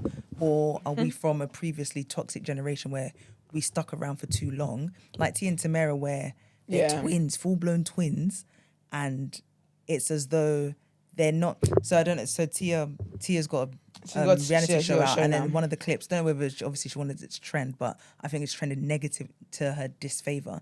But she was just saying that she's going for a divorce, but at times like this, she wishes her sister she can call her sister. No, do you know what? No, she said she wishes it was times like this where her and her sister were still close. So she's now come out And she again. can call her. But she's come out again and said They don't live close to each other. that's what she meant. But in the full clip, I haven't seen the full clip. Oh, the full clip says, I wish times like this, I wish I could just call her. So then now she's come back to say, no, we just mean because distance. No, it's not my brother distance, lives in 'cause LA. But he said didn't even know about the show. But yeah, no, I think that was years ago, You think so? there's another clip where they're saying, oh, your to the other twin, someone's reporting and interviewing her saying, oh, your sister's got a new show coming out, how do you feel? Yeah. And her response was, She didn't know about it. We're finding out at the same time you're finding out about it. And she looked genuinely serious. But it's the fact that Tia over mouth said, the time like this, I wish I could call her. Yeah. So that means like proximity. I mean, if you're further away, sometimes that's even more reason to talk more often. But are we breaking up with everybody these days? I think sometimes people need to be broken up with, man. Do you know what? Do you know what? It's like, No, go on. because that's my mindset. Like I feel like there's certain people in my life that I give grace to. I feel like I give more grace to my friends, to my family, than I would like a guy I'm dating that I just met most recently. I feel like other people have been in my life longer. I've had time to know them longer, blah blah blah. And I feel like with relationship, like with the romantic relationship, I just feel like I have to choose that, and I just look at it like, am I willing to deal with this for the rest of my life? A lot of times it's no, so I shan't not. But I don't think that, personally I don't think it's a bad thing, because I think that people generally tend to give more grace to family and friends and stuff. And I feel like they take the piss. Because the way I see like families and and like those like friendships and whatever, the way I see relationships, right? Well, family, let me say start with family. I didn't get to choose my family. These are a bunch of strangers. Don't matter how long I've known them. The reality is that they're a bunch of strangers and we've all been put together. God put us together and said, you are family. But then each person is still their own individual. And I'm not going to like every trait in this individual. My thing as well is, will I have a friend like this family member? No, that's why they're your I family won't. member. Yeah, but So goodbye. No, it's not. That's not why they're my family member. They're my family member because God made them my family member. yeah, because you wouldn't have picked them in life. Yeah, but Potentially. I don't think, yes, but that doesn't take away from the fact that you don't belong in my life. But that's the question. So is it that you don't belong in my life in my inner circles, but I can still keep your, the outer circle? So I Yeah. think now people are like, no, I'm cutting you off. I don't care whether God put me in your life or not. Yeah, but that's the thing, because I feel like sometimes we say, like, obviously, with family and stuff like that, we have no say of who is your family. But the reality of even the family, as much as me saying that God put us together, human beings have free will. Your parents chose the people that they were going to pick for a reason, and sometimes they made the wrong choice. And now here comes the seed of Adam. And now here we all are. There's problems here. So, but for me, I just feel like, I think that people get away with using and abusing people because they say, well, we've been friends for this many years, so you wouldn't, so that should count for something. And also we've been family, blah blah blah.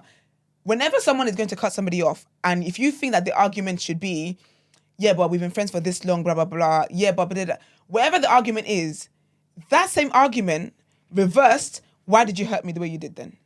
That's my mindset. If you would, and I feel like I'm someone who gives grace. I give grace to a fault. I've let people get away with crazy things out of just the love and the kind of heart that God has blessed me with. However, the older I get, I realize that the kind of heart and I'm an empath. I'm like a ridiculous empath. But I've realized that it's not enough for me to allow people to use and abuse that and just lean on, oh, God made me an empath. I've got a heart like that. It is my responsibility to protect that.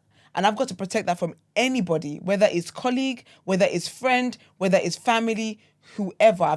It's my responsibility to protect that. And even like recently, I've actually got a TikTok video, I haven't posted it, but I was talking about how, like, about now, because I always felt like, because I've always been that person who, I never really expected people to treat me the way I treat them. Because I'm aware of how it is that I treat people. Like, I naturally go above and beyond in the way I commit to things, in the way I show up for things, in the way that I treat people.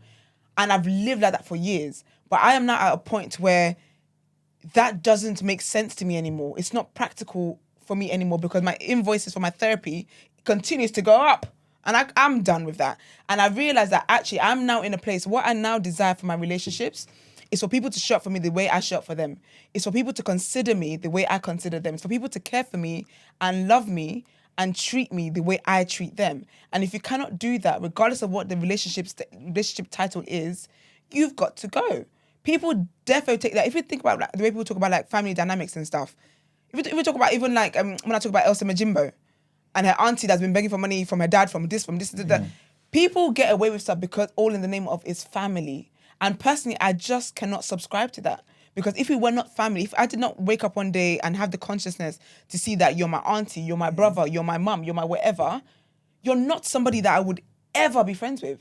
But I'm not going to say because of this title, I should tolerate this. Because even with God, as much as God loves us, God is our creator, there's only like God's grace has a cutoff date. And I just find that when it comes to, and obviously as well, this applies to so many relationships, because even people with like their husbands or their partners or whatever it is, people just tend to give grace. But the recipients of the grace continue to take the piss because that grace keeps being extended to them. And at some point, that's got to come to an end. So if you're my bugs, honey, you absolutely I will get rid of you. Do you think people give more grace to relationships than amorous love relationship? I think so. the way people sometimes can get cheated on, abused and used and taken the piss out of. Yeah. If their friend did that to them, they wouldn't equally have more patience with them. But do you know what it is? I think sometimes you have a higher standards. Like the things that Not hurt even me husband, the this is most. just No, like just boyfriend, partner, yeah. But I have higher standards for my family and my friends than I would do a guy that I just met. And this is not me excusing him cheating or whatever. But my thing is, my friends and my family know me deeper than this person knows me. So why would you take and more it hurts from me more? them? No, but that's the thing that I Which is feel not like. fair on No, but I the would people take you more. No, I'm speaking to taking more from a partner than I would. You take more abuse from. Oh, I don't take abuse from anybody. No, not abuse, but like. But like, I'm speaking more to why it is that people might not cut off their boyfriend, but cut off their friend. Yeah. Because the expectation on your friend is higher. Like, you know me, you know things I've been through, you know whatever. So how could you possibly do this thing to me?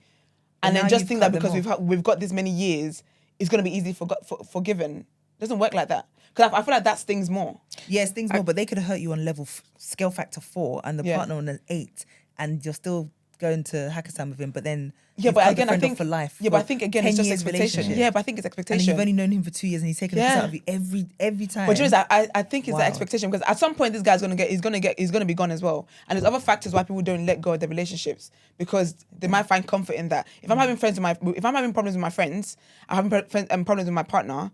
I don't live with my friends every day. But my partner, even in between him pissing me off or whatever, there is still that comfort there. We still live together. We're still building a life together. So I think it's a lot more layered. It's a lot more layered with this. With a partner. With a partner than it is with your friends. Because with your friends and your family, yes, you grew up together, whatever it is, but when you even think about your friends, there's things that I feel like you have friends that know way more about you than your parents know about you. There's just deeper bonds. So when you then have a partner, that bond that tends to be your friendships as well is like you got a lover and friend in this. So sometimes I can understand why people would not let go of this, but some people get there eventually, but it's more difficult, especially when there's history with that other person of years, and there's 2 years here, 10 years here. 10 years, you should definitely know better than this. And one mistake or a smaller... But it depends though, because I'm also the person where you just... I'm a deep thinker about stuff. So someone can, when people say, like, I think deep about stuff, I analyze things, I people watch, I look at people's mannerisms, I look at people's body, I really assess things. So someone can say something to me and you might not think it's a big deal, but that thing that they've said to me, the way my brain works, the way my mind works, the way discernment works in me, that thing that you said has deeper layers than what you've done. Like, it's deeper than just the surface. Have you assessed their intention? Yes. So even with the intention as well, because I feel people can say that they didn't mean to, but I don't think that's always true. Not always, but sometimes it's a case of I don't necessarily know why that affects you in the way it does. You know what I'm saying? So it's not to minimize why it affects you. But understand that when I made this mistake, I didn't think it would be that grave. Yes, but then there's certain things that I can look at you and yes, you didn't intend for that, but it speaks to deeper issues that you actually have, which is why you thought it was okay to speak to me like that. Potentially. Do you get what I mean? From my perspective. Yeah, exactly. But then also as well, that's when I then make the decision, because I will make the decision on whether or not I am in a place where I can deal with the other layers that come with you.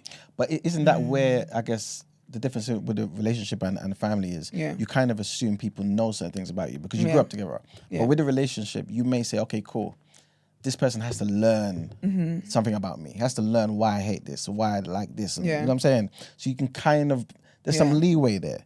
You know what I'm saying? I think like, do you know what it is? I feel like, sorry, babe, I feel like with the leeway, I feel like for me personally, my personal experience, the older I get, the more tolerant I am of certain things. But when I was younger, I was tolerant of everything. Like, I was like, I let things go. I let things pass. I kept people in my life that I should have never kept for as long as I did.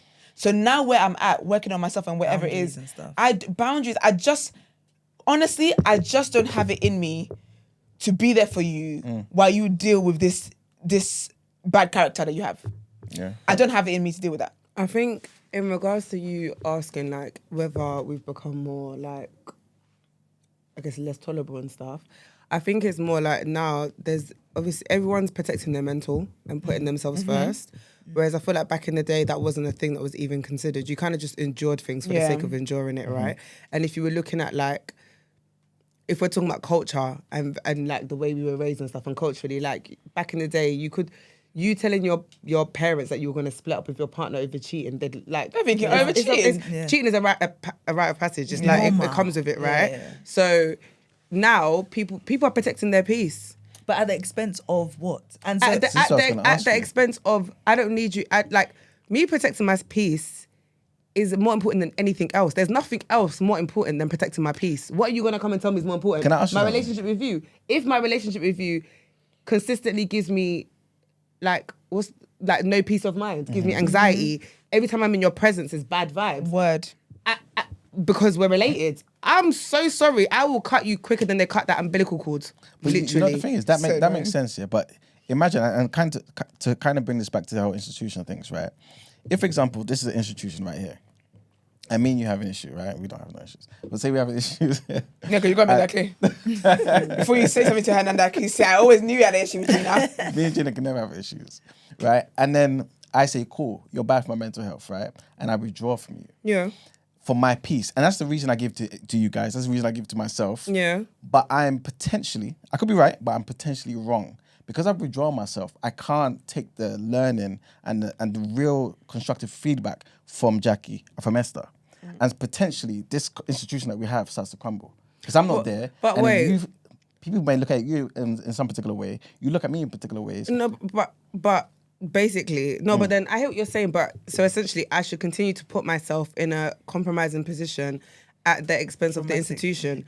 Again, you're not giving me any, like, what if this institution, the best example is church. Yes. So for example, there's a church, 100 people, you've got your, in the church, in a regular church setting, you've got the families that are there, you've got your kids have family, friends, your partner has friends, blah, blah, blah. You've had a fallout with this particular sister or whoever, and because you're so offended, legitimately so, you're like, nah, sod this, I'm leaving. So because of that, obviously there's different layers to it. If the person's taking the piss out of you consistently, but because of offense, sometimes offense, after you sit and breathe, it's like, oh, we could have talked it out, but because I Something like that happens years later. Jackie, I ain't got time right now. Precisely. Sometimes it happens years later, and you then think, I can't remember what we were beefing about. Yeah. But because at that time you're so heated, like, no, I'm not gonna. I didn't. You leave the church. The church is the institution we're referring to here, and then you've lost out on the people that you had that in your life, that your community essentially, for the sake of protecting your peace. So is it better to be in your house quiet and have social, online friends, as opposed to the physical interaction you have with day-to-day people because of one offense that E-Man, I'm minimizing the offense, but it's like, are you going to, why don't sacrifice E-Man for the sake of your family gathering or your church setting, or do you know what I mean, your community? But I think that's the thing, though. I feel like it's always easy in these situations to speak outside of being in that situation, because if that's the case, right, and that person has a prominent role, for example, within the church, let's just say, like, wherever it's, say that the go-to person, you find yourself having to interact with them all the time, even if it's a case where people have noticed that something's going off, but then people are just saying to you, oh, just forgive, and that's another thing, where people just feel like, oh, just forgive, and they don't take into account the complexities of human emotion to actually forgive. You can't just forgive and forget. I always say, unless you run me over with a train and I actually wake up a few days after, weeks after, in a coma, my brain has actually been wiped off, I'm not going to forgive. It's impossible for me to forgive. And also, like, another thing I do, I pay attention to how my body reacts around people. Yeah, so there's people where I'm around them, I just tense up. I just feel anxious, or I feel on edge, or I feel I have to watch what I say. You have to be perfect. I'm not going to be around people like that. Yeah. So with that scenario, with the church situation, if it's a case where, like, this person is they have a prominent position. I think about when you were in school, and say, like, you got a group of friends, but, like, you fall out with one person, and it feels as though everyone's taking sides or whatever. You'd have to. Damn right, I'm gonna find another church. What do you think is gonna happen here? But I feel like, but some people don't even find another church. Some people in that setting, just forget God. Yeah, I'll just Yeah, online. that one's a different. I'll have an online community. I'll just do it online. That one's a different. But there's literally people that say, I'm cutting everybody off, and I'm so traumatized by these people that I'm then gonna have nobody. That I'm gonna stick to the 5 people that I know in my immediate circle. Yeah, but I feel like with human emotions are complex. And I think that sometimes people don't give, because even something like that, if someone was to abruptly cut themselves off from my church or wherever it is, I'm going to check in on them. And if they're like, do you know what, this is how I feel, blah, blah, blah, I feel like people don't know as well, like there's a time and place for certain conversations. If someone's in the heat of hurt and whatever, and you're telling them to forgive, they don't have the ears to hear that right now. Well, I don't You've think got to why be should you intentional about forgive? how you speak to people. I think I think conflict resolution should be the first point. So in terms of Yeah. what does she do to you? What did Yeah. you do? Let's have a conversation. But I think we're so shy of like conflict or Yeah. confrontation that we Yeah. assume there's always going to be negatives. Like I don't want to tell her. No, but people, I've had experiences where it's a thing where I'm just being told to forgive, but Straight the anger away in my without the heart is not done. Can I ask you something? Yeah. Do you think sometimes, I'm not trying to be silly here, but do you think sometimes it's the way the older generation articulates themselves? Yeah, man, it pissed me off.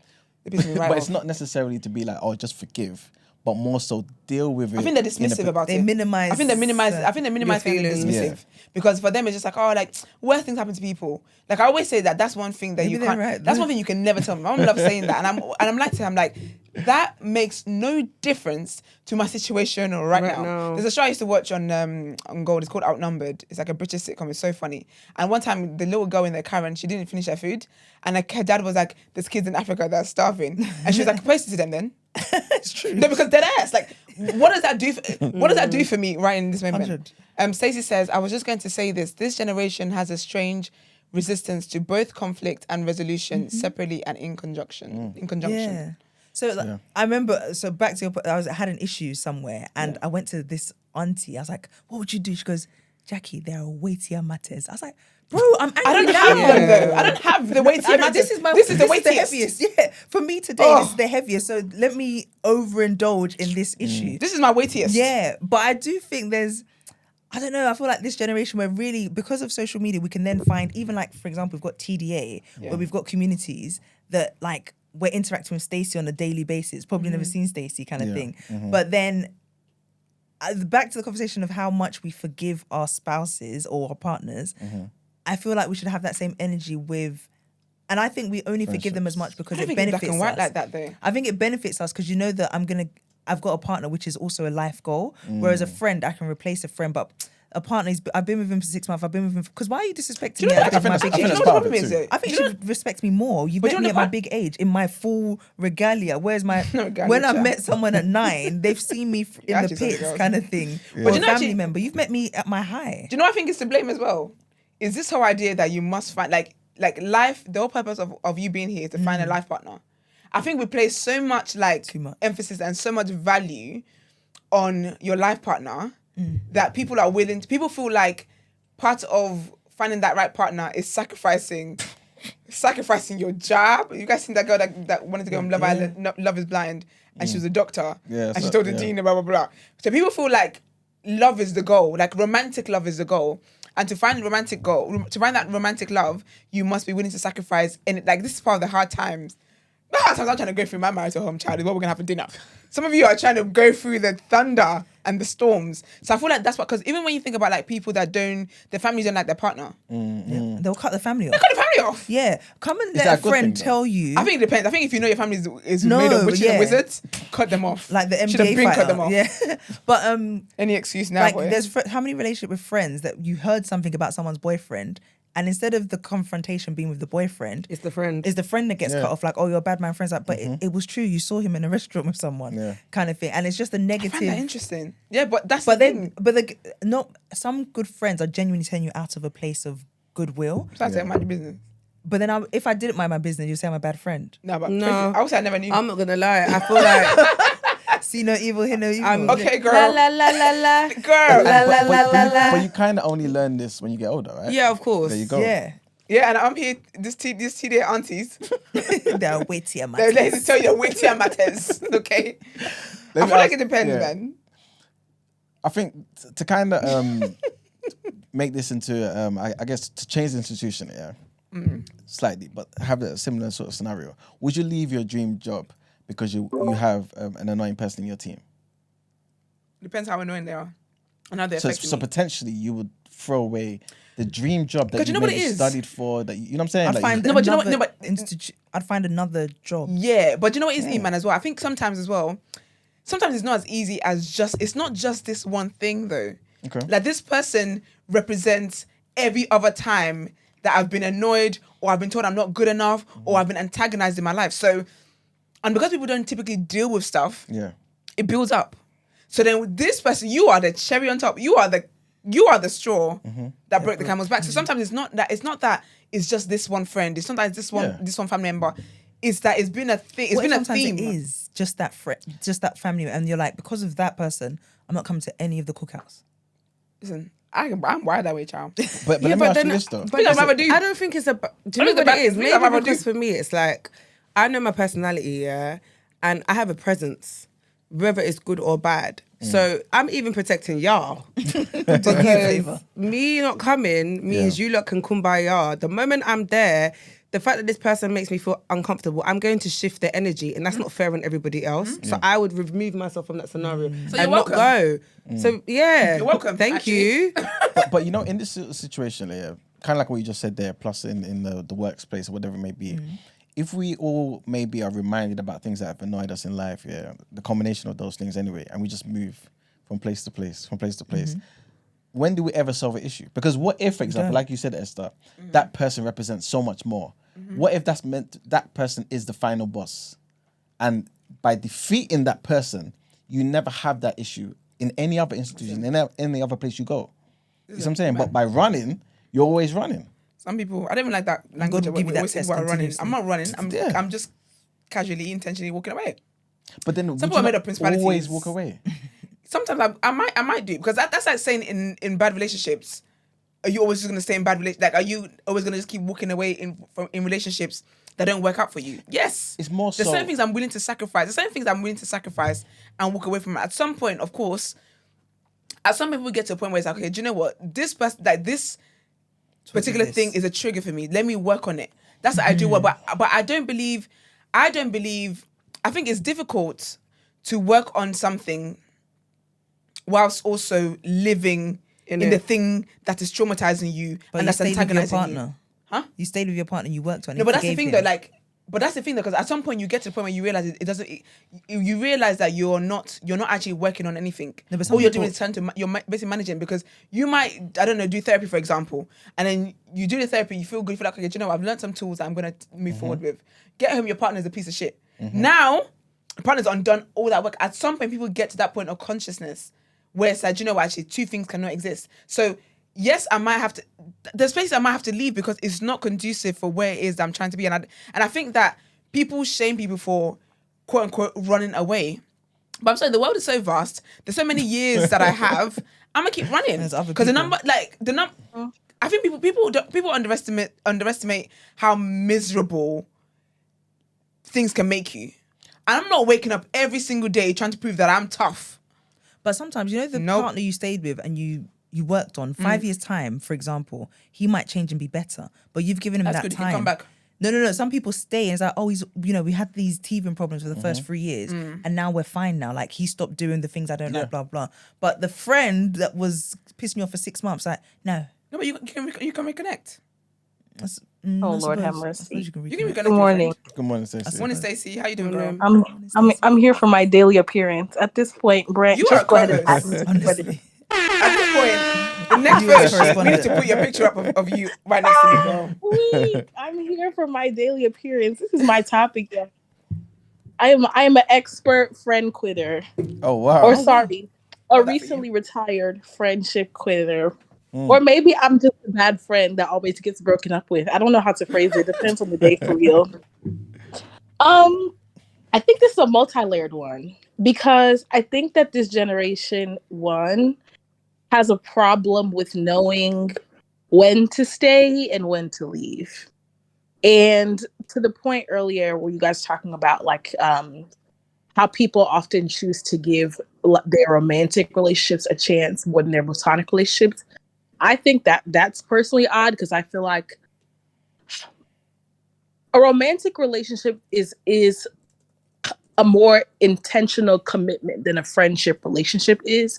So for me, when it comes to those relationships breaking, like, you understood the intention of what this was and you still caused a kerfuffle. Whereas I feel like a friendship is like a evolving relationship. Like, you understand that, like, you know, you have certain values, certain things in common that make you connect, but not just your enjoyment of that person's company, but your it's hard to explain. Like I feel like that's more worth fighting for than a romantic relationship, if that makes sense.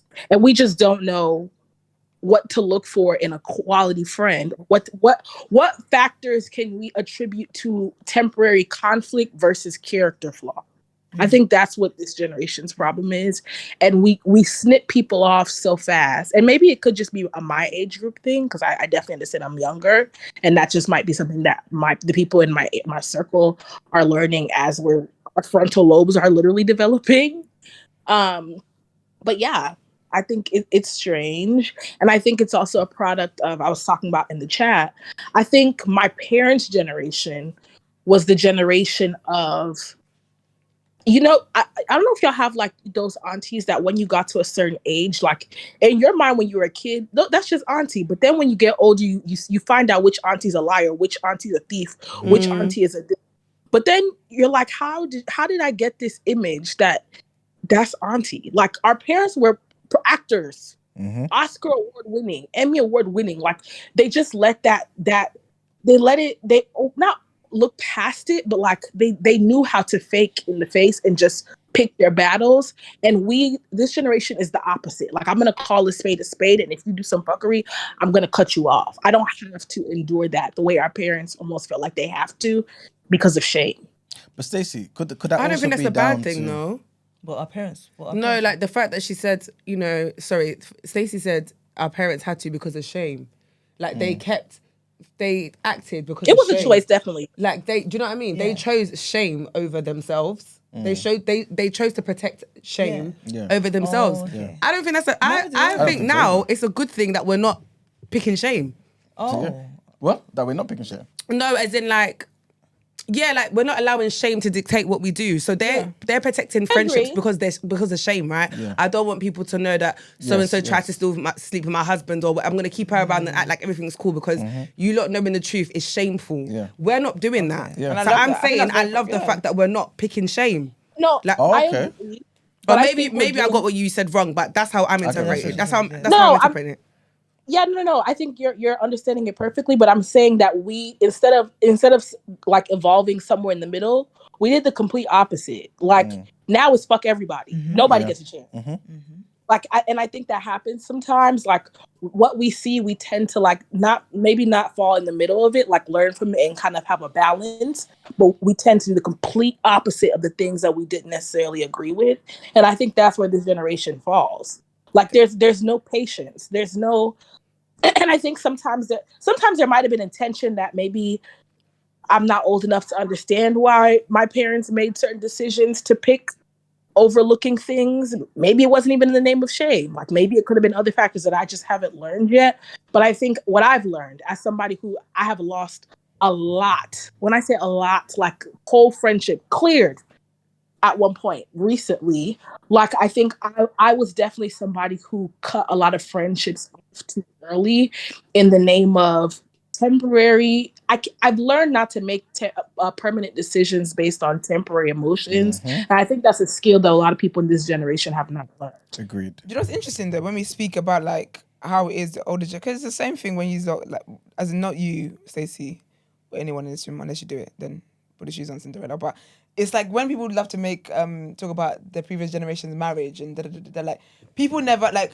It's easy to see the part that you want to see to make the argument that you want to make today, but you don't see the other side of that because they had these friendships with people that constantly took the piss and blah blah blah blah blah, but they felt alone in those friendships.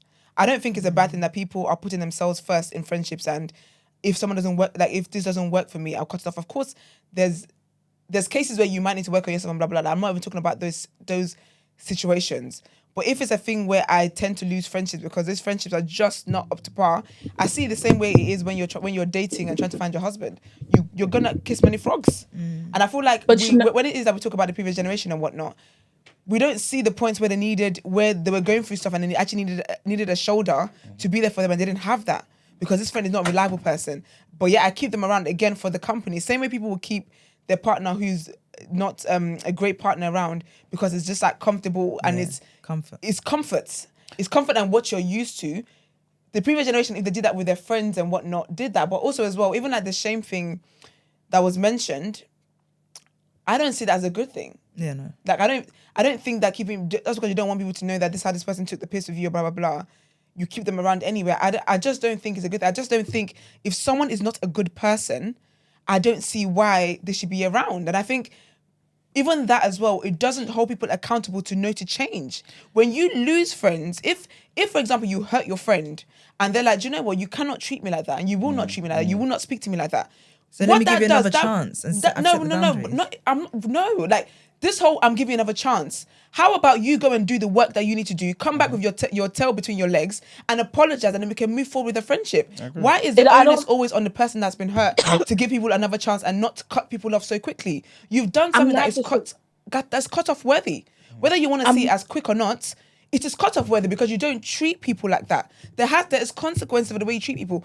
If you value friendships, you value your partner, you value relationships you have, then you hold it as such. You cannot mistreat people and then act confused when they say, you know, I want nothing to do with you, and then say, oh yeah, but this is the first offense.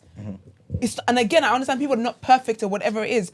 Fair enough, but if I don't want to deal with that, I am within my rights to not want to deal with your bullshit. Whether it's your first offense, your 10th offense, whatever the case might be, you go away, do the work that you need to do, come back and let me know, do you know what, actually, I miss the friendship. The way I moved wasn't can you give me another chance? But ego comes into play in there, pride comes into play in there, obviously on both sides and whatnot. But I just don't believe on onus being on people that have been hurt to always be the bigger person. I'm so anti being the bigger person. I'm so anti that movement. That's my exact point. Like that in itself is an overcorrection. Like, I'm not saying that our parents were right to were I forget which angle I presented it at. I'm not saying that it wasn't, our parents should not have, what am I saying here?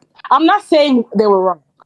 Like, I'm not saying that we should like choose exactly what our parents did. Yeah. Right. Like, we shouldn't do that. But what I'm saying is, it's not about chance. It's about not having the conversation. This generation has a weird thing about feeling like they owe it. Selfishness can be a fatal flaw sometimes. Like, I get you're not going to advocate for anybody more than no one's going to advocate for you more than yourself. I get that. Every man has to look out for themselves. That part makes total sense. But when we say have the conversation and we don't do a good job about conflict resolution, you do realize that the values that you have as Esther and the values that I have as Stacy could be two drastically different things. What you might view as what a friend should do, how a friend should show up, and how I view what a friend should do and how a friend should show up could be completely different things based on our experiences in our upbringings. Does that mean one person is right and one person is wrong? Maybe. Does that mean we both couldn't be wrong? Possibly. Does that mean we both could be right? Also could be a possibility. But if we don't talk about it and we don't converse and we don't share how, you know what, as a friend, I expect you to do X, Y, Z, and you disappointed me because that's not the way, I didn't expect that of you. How do we end up evolving in how we show up for people? And if that becomes consistent, then that is a character flaw in that person. But if we don't give that a chance, we're not saying we're giving people unnecessary grace. We're saying that we don't know how to talk through conflict resolution. People aren't mind readers. They don't know how to show up for you if you don't communicate it sometimes. Yes, I someone said expectation management. I didn't think we were talking about people not having conversations. I thought the conversation is about people cutting people off. No, but it's not cutting people off without conversation. That's a whole different thing. All my points are about having a conversation with somebody and just saying, do you know what, I don't wish to move on with this anymore. Like, if someone's done something to me and they've hurt me or whatever, and I'm gonna have a conversation with you, and all you're gonna do in the conversation is justify what it is that you've done, I'm sorry, but what grace am I giving you? What chance am I giving you again? Maybe I have different intentions. That's different. That's what you discover in the conversation. But that's the thing about, and I think what that's you were something saying that as a collective we don't know how to do. Yeah. So instead of showing up in that conversation as I'm trying to understand you, you're trying to understand me. We might walk away from the conversation having a difference of opinion, but for the sake of our friendship, let's try to understand where each other was coming from rather than trying to justify our actions. That's not the point of the conversation. Yeah, but see, this conversation about cutting people off, I'm not going off. You've had no conversation with the person. Someone's done something to you and you just cut them off. Are you also not going off of, I've watched it build up and I only spoke to them when the straw on the camel's back? Do No. In the heat of the you moment. address it at the beginning and you I don't think people always repeatedly- address things at the beginning because I would just think, oh, maybe they didn't mean that or they didn't blah, blah, blah. then I think people let things slide. when your That's cup part of runs the grace. over, is that when you address it and you say, do you know what, I've had enough. I don't care what you're saying, I've had enough.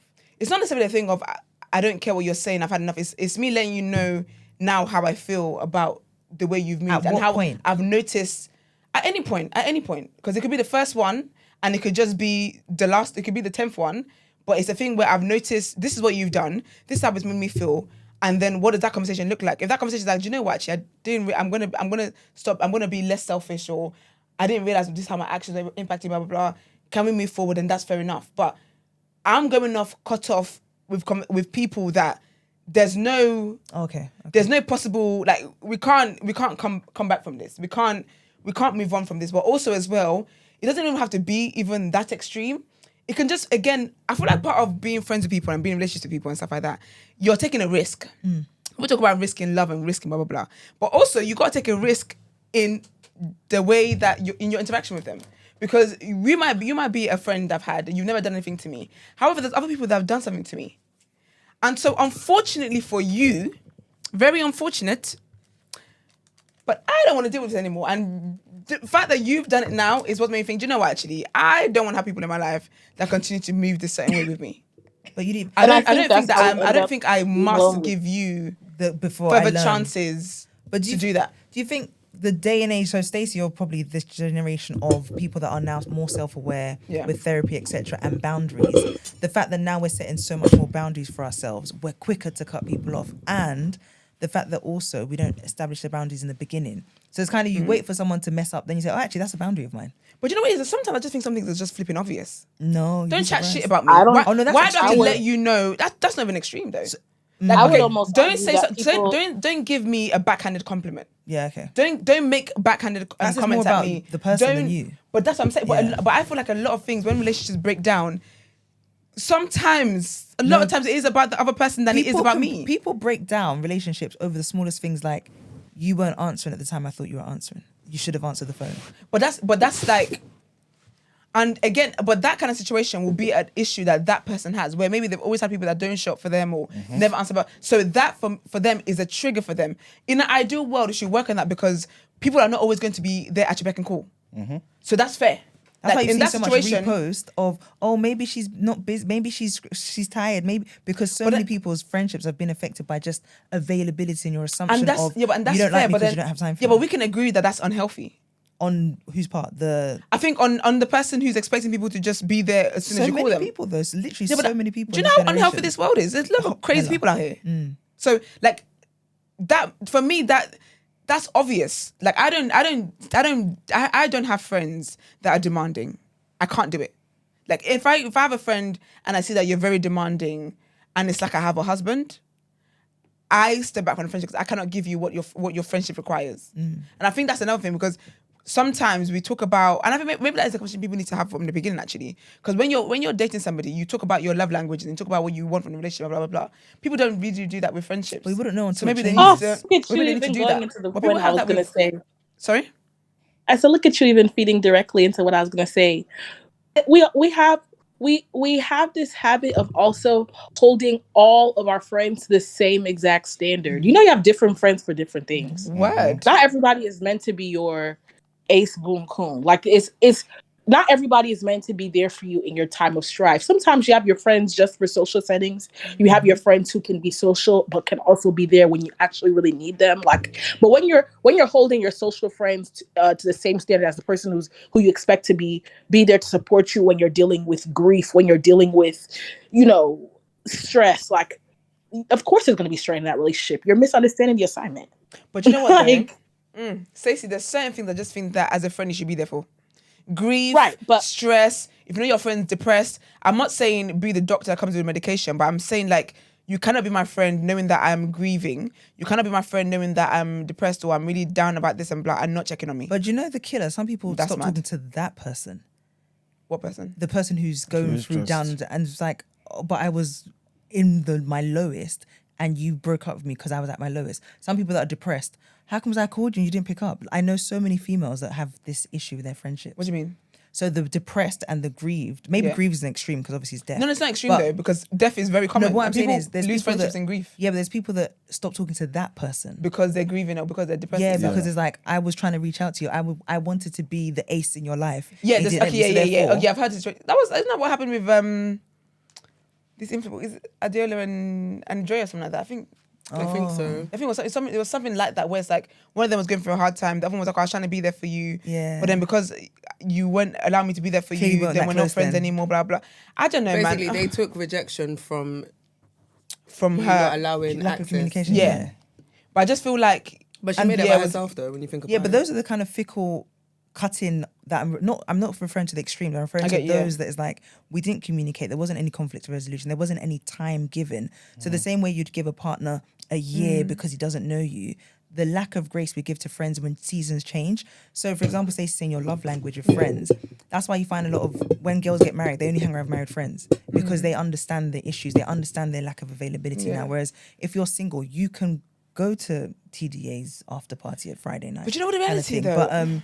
But then you wouldn't understand. So it's like when people become mothers, they stick to mother and other mother friends, and they find their kind of tribe there. But then you say you've lost out on the friend that just didn't understand the season you're in. So maybe that friend before when you met them was the available one, the physical, not physical touch, acts of service friend. But now they're going through something, they can't be there for you like that. So you're like, oh, you're not that good of a friend for me anymore. But you know what's interesting? Like I feel like life changes,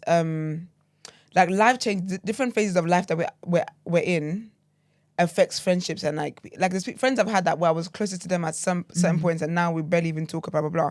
And it's interesting because even like with the mother and the getting married stuff, like I've heard people who have said that this person had a baby or got married or whatever, and then started moving different with them, or like it works on both sides. I just feel like I just think all in all, you can't dictate how it is that people value your relationship or treat you. But you think, but I'm someone who I just move accordingly. So if, for example, I have a friend who, if I have a friend, like, I don't know, I just feel like just move accordingly. I feel like people place so much expectation on people in a generic manner without actually giving communication. Not even communication, just not giving understanding to that each situation is different. Like I can have two friends that are going through the exact same thing, but like it's gonna be different results. It's gonna be different interactions. It's gonna work in different ways. I can have two friends that got married at the same time, both had kids. I might be at one of their houses all the time watching the kid, and the other one I might not be. Like, and then like I just don't think that when it comes to this cut-off conversation, it can be blanket statements because there's too many variables at play in each thing for it to be that. Like there's people that will be like, oh, we've been friends for 25 years, but for 25 years you're taking a piss. Yeah, no, that Like- needs to go. Toxic relationship needs to go. Yeah, but that's the thing. But the person that the toxic one might not see that as toxic, just like, oh, yeah, but I'm just joking, or no, but I didn't really do that. Like, Yeah, but you make me there's- feel like crap each But that's time. the thing, though, because there's so many, even like family relationships. This is why I'm very pro cutting family off. Is that sometimes there's things that's just like. Sometimes there's things that's just minimized and not seen as a big deal. There's a lot of things that goes on in family dynamics that you would never let your friend speak to like that. You would never have your friend treat you like that. But because it's family, you're gonna let it slide. No, that's still abusive. So I feel like when it comes to these things, like there can't be blanket statements that are made in terms of like, oh, people just are so quick to cut people off. You just never know. And unfortunately, if I decide to cut somebody off, even if it's their first offense, even if you don't think it's that big a deal, but you don't have any power over what I choose to cut off or not cut off. Just let me go in peace, you go in peace, and find friends that you're equally yoked with. It's not only partners you should be equally yoked with. Find friends you're equally yoked with. I just wanted to read out what Stacy said in the chat. She said, my issue was that I iced out the former friend because my reaction was to shut down and cut them off because I'm not ready to face you with my anger. Right? Cool. Damn, not you put me on the spot. Then when I'm ready, I'll spin the block in it. But then she goes on to say that, but the thing is, I never considered if that person moved on. It's not just about my timing. And you know what I'm saying? And obviously, like That you're does saying, happen you ain't because finna it's block like, me. do you know what it is as well? It's like just because now you're ready to talk about it, I'm not ready. You think I should be ready. Yeah. I'm over it now. I don't want to talk about it. You Then where do we go ghosted me from for here? 6 months and then now I should be Literally. waiting for you. Yeah. You can't go. Oh, to the I friend was and doing spin the you. block. What were you doing, Stacey? I was doing years. I was ignoring. Oh yeah, you could be ma'am. right in front of me. I'm not about to and I- reconcile after years. I will not push Girl, you. everyone's moving. It's great. But I had to learn that the hard way. I'm very much in my healing era from a lot of friendship trauma. But Esther, you said something that I just want to close on. You said, I'm not just, damn, I even lost it. Oh, what did you say? Come back to me. It'll come. But how much are we relying more on therapists than conflict resolution within relationships? So, for example, it's like, you piss me off, I'm going to go to my therapist. I'm going to talk about this in my next session, as opposed to, I'm going to try and work it out with this person. But the average person can't but communicate. when you go to, this is it, right? So some people don't know how to communicate and go to their therapist to get an understanding of how to communicate that issue. Not because I'm not going to talk to my therapist and not talk to you about it. It's for my therapist to give me the tools to be able to address it with you. But also it's whether I want to address it with you or not. And that's another thing. Because I I'm just going to don't be want honest. Like, remember I said this to you before, and I was like, see where I'm at in life now. Yeah, I don't have that. I'm just don't have the energy, Gina. If it's not that deep, if it's as in like, if it's something I can stomach, I'm just gonna process it and maybe add it to the list, and it's gonna be there. But I'm not gonna. Do you know what I mean? I'm not gonna. Should we all kind of?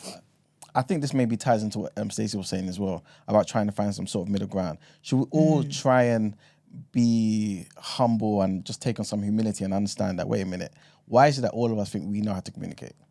Why? So if you're going to the therapist, why are you not asking for tools to help yourself communicate better? Why is it always tools to make sure that person can do a particular thing? No, but that's what I'm saying. I'm asking for my therapist for tools to how to have the conversation. Yeah. I know. That is me working on my communication. No, Because I get it. Otherwise, to communicate to them, but what about on the flip side as well, where it's like, but like Stacey's identifying that she is also part of the problem. Exactly. Because after a while, if you've cut that many people off, then you've got to address what it is that you're doing wrong. Do you know what I mean? So the growth there, but it's just, as Iman's saying, the middle ground of the grace for allowing everyone to grow kind of thing.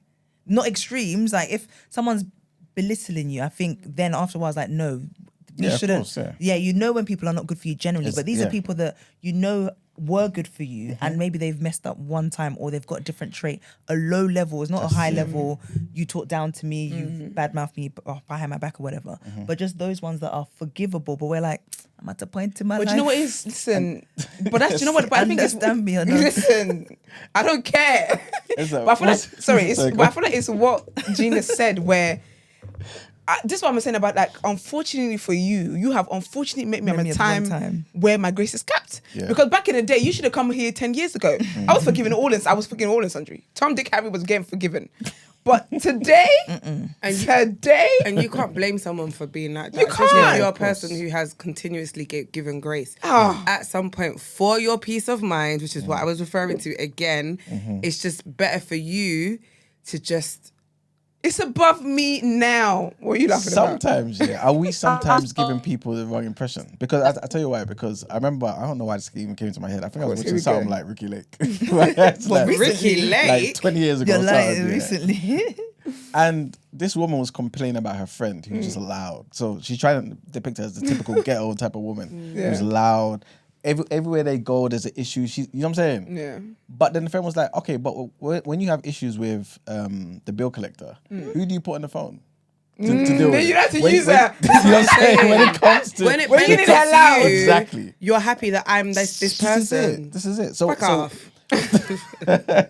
So we all kind of guilty of those particular things too. Not all necessarily. But I get like, but I feel like that's where, was it Stacy that said how you have like different, what's Stacy? Where you have different friends for different, like, there's just there's certain needs I would have. I know that this person is the best one to deal with it. Same things, it's like, you're the best at, do you know what I mean? I just think, but I think my biggest thing though, I feel like with this conversation is that unfortunately you cannot dictate how many chances somebody gives you. Some people's cup is run over, and My cup is, you see me as I am today, as I am here right now, my tolerance for things is low. Anybody can get cut off. But I have conversations. But again, if I feel like, but also another thing, that's what I was going to say, sorry. Another thing about me though, and I think it depends on who you're dealing with. One thing about me, as much as I give people grace and stuff like that, I can't stress how much I can't, but I can never forget how people make me feel. And for me, even if I forgive you and whatever, the dynamic of our relationship will always be changed. And it's not me holding a grudge, anything like that, but it's just this thing that's happened. It's changed things now, and I honestly wish I had the But you words. seem like you to- articulate things as well. No, I would let you know, like, That's fine because I then. was never really someone that I never really spoke about stuff. Like, I would just be the person. I just stay quiet and I would just let whatever happens. Like, I used to just be that. I was never great at communicating. I'm getting better and better, I'm literally. But I am somebody who I can't forget how people make me feel. And and because I'm an emotional person and I take a lot of emotions from people. There's just certain things that if you make me feel that, have to get the feeling, I yeah. can't move on from it. Can I God ask- can't yeah. like. My God obviously Angela God knows said his that. child. Yeah. But it's a thing where like, and again, it's not beef. It's not like anger. It's nothing like that. It's just we can never go back to where we were because my thing is like I've seen a different side to you that I didn't know existed, and this is just done. It's just done. So that's why, like, even I just can't. I can't separate how people make me feel. I can't forget how people make me feel. I know. I remember what I was Oh, saying. go on, Oh, go on. I was gonna say, Esther, you said something about nowadays I just act accordingly, Yes. like to how people treat you. Mhm. And I'm definitely in that era where I've in recovering from a lot of friendship trauma, I chose to go that route. Like, you know what? I didn't have the best relationships or I wasn't the best friend. Yeah. A lot of my relationship downfalls were my expectations for my friends were too high and they weren't meeting them. And in that, the way I communicated that led to a lot of collateral damage.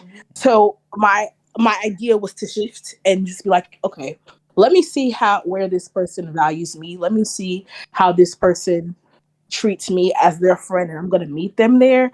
But honestly, I feel like it still circles back to the same thing. Like, to me, I just feel like that leads to a lot of resent. It leads to a lot of tolerance. And it honestly doesn't lead to it leads to having not very fulfilling relationships with people, in my opinion. And I just feel like I just end up frustrated at the end. Like, even in having different friendships for different things, I still think there are different expectations, even in those friendship differences. And it still boils down to being able to communicate when that person comes short in those things. Even if you guys have different expectations of each other, if you don't talk about them, there's always going to be some type of conflict somewhere. And how do you expect your friendship to evolve if you're just gonna not give it the chance to figure out what is the disconnect here? What's the riffle? How did I not show up for you? How did you not show up for me? And if it's something that I agree with, or it's something that is like, damn, I didn't intend to do that, cool, we can move forward and be more intentional in how we show up for each other as friends. And that to me is than being like, you know what, let me just cut this person off and pray that the next person just gets it. Some people are lucky enough to do that. But at this age, honestly, have you ever seen it too? Where it's like I'm at the age where I'm too old to be cutting off people. That's not to say that you should be tolerant with people. But it's like, damn, I've been friends with you for 20 years, 15 years, 10 years. Clearly there was something there.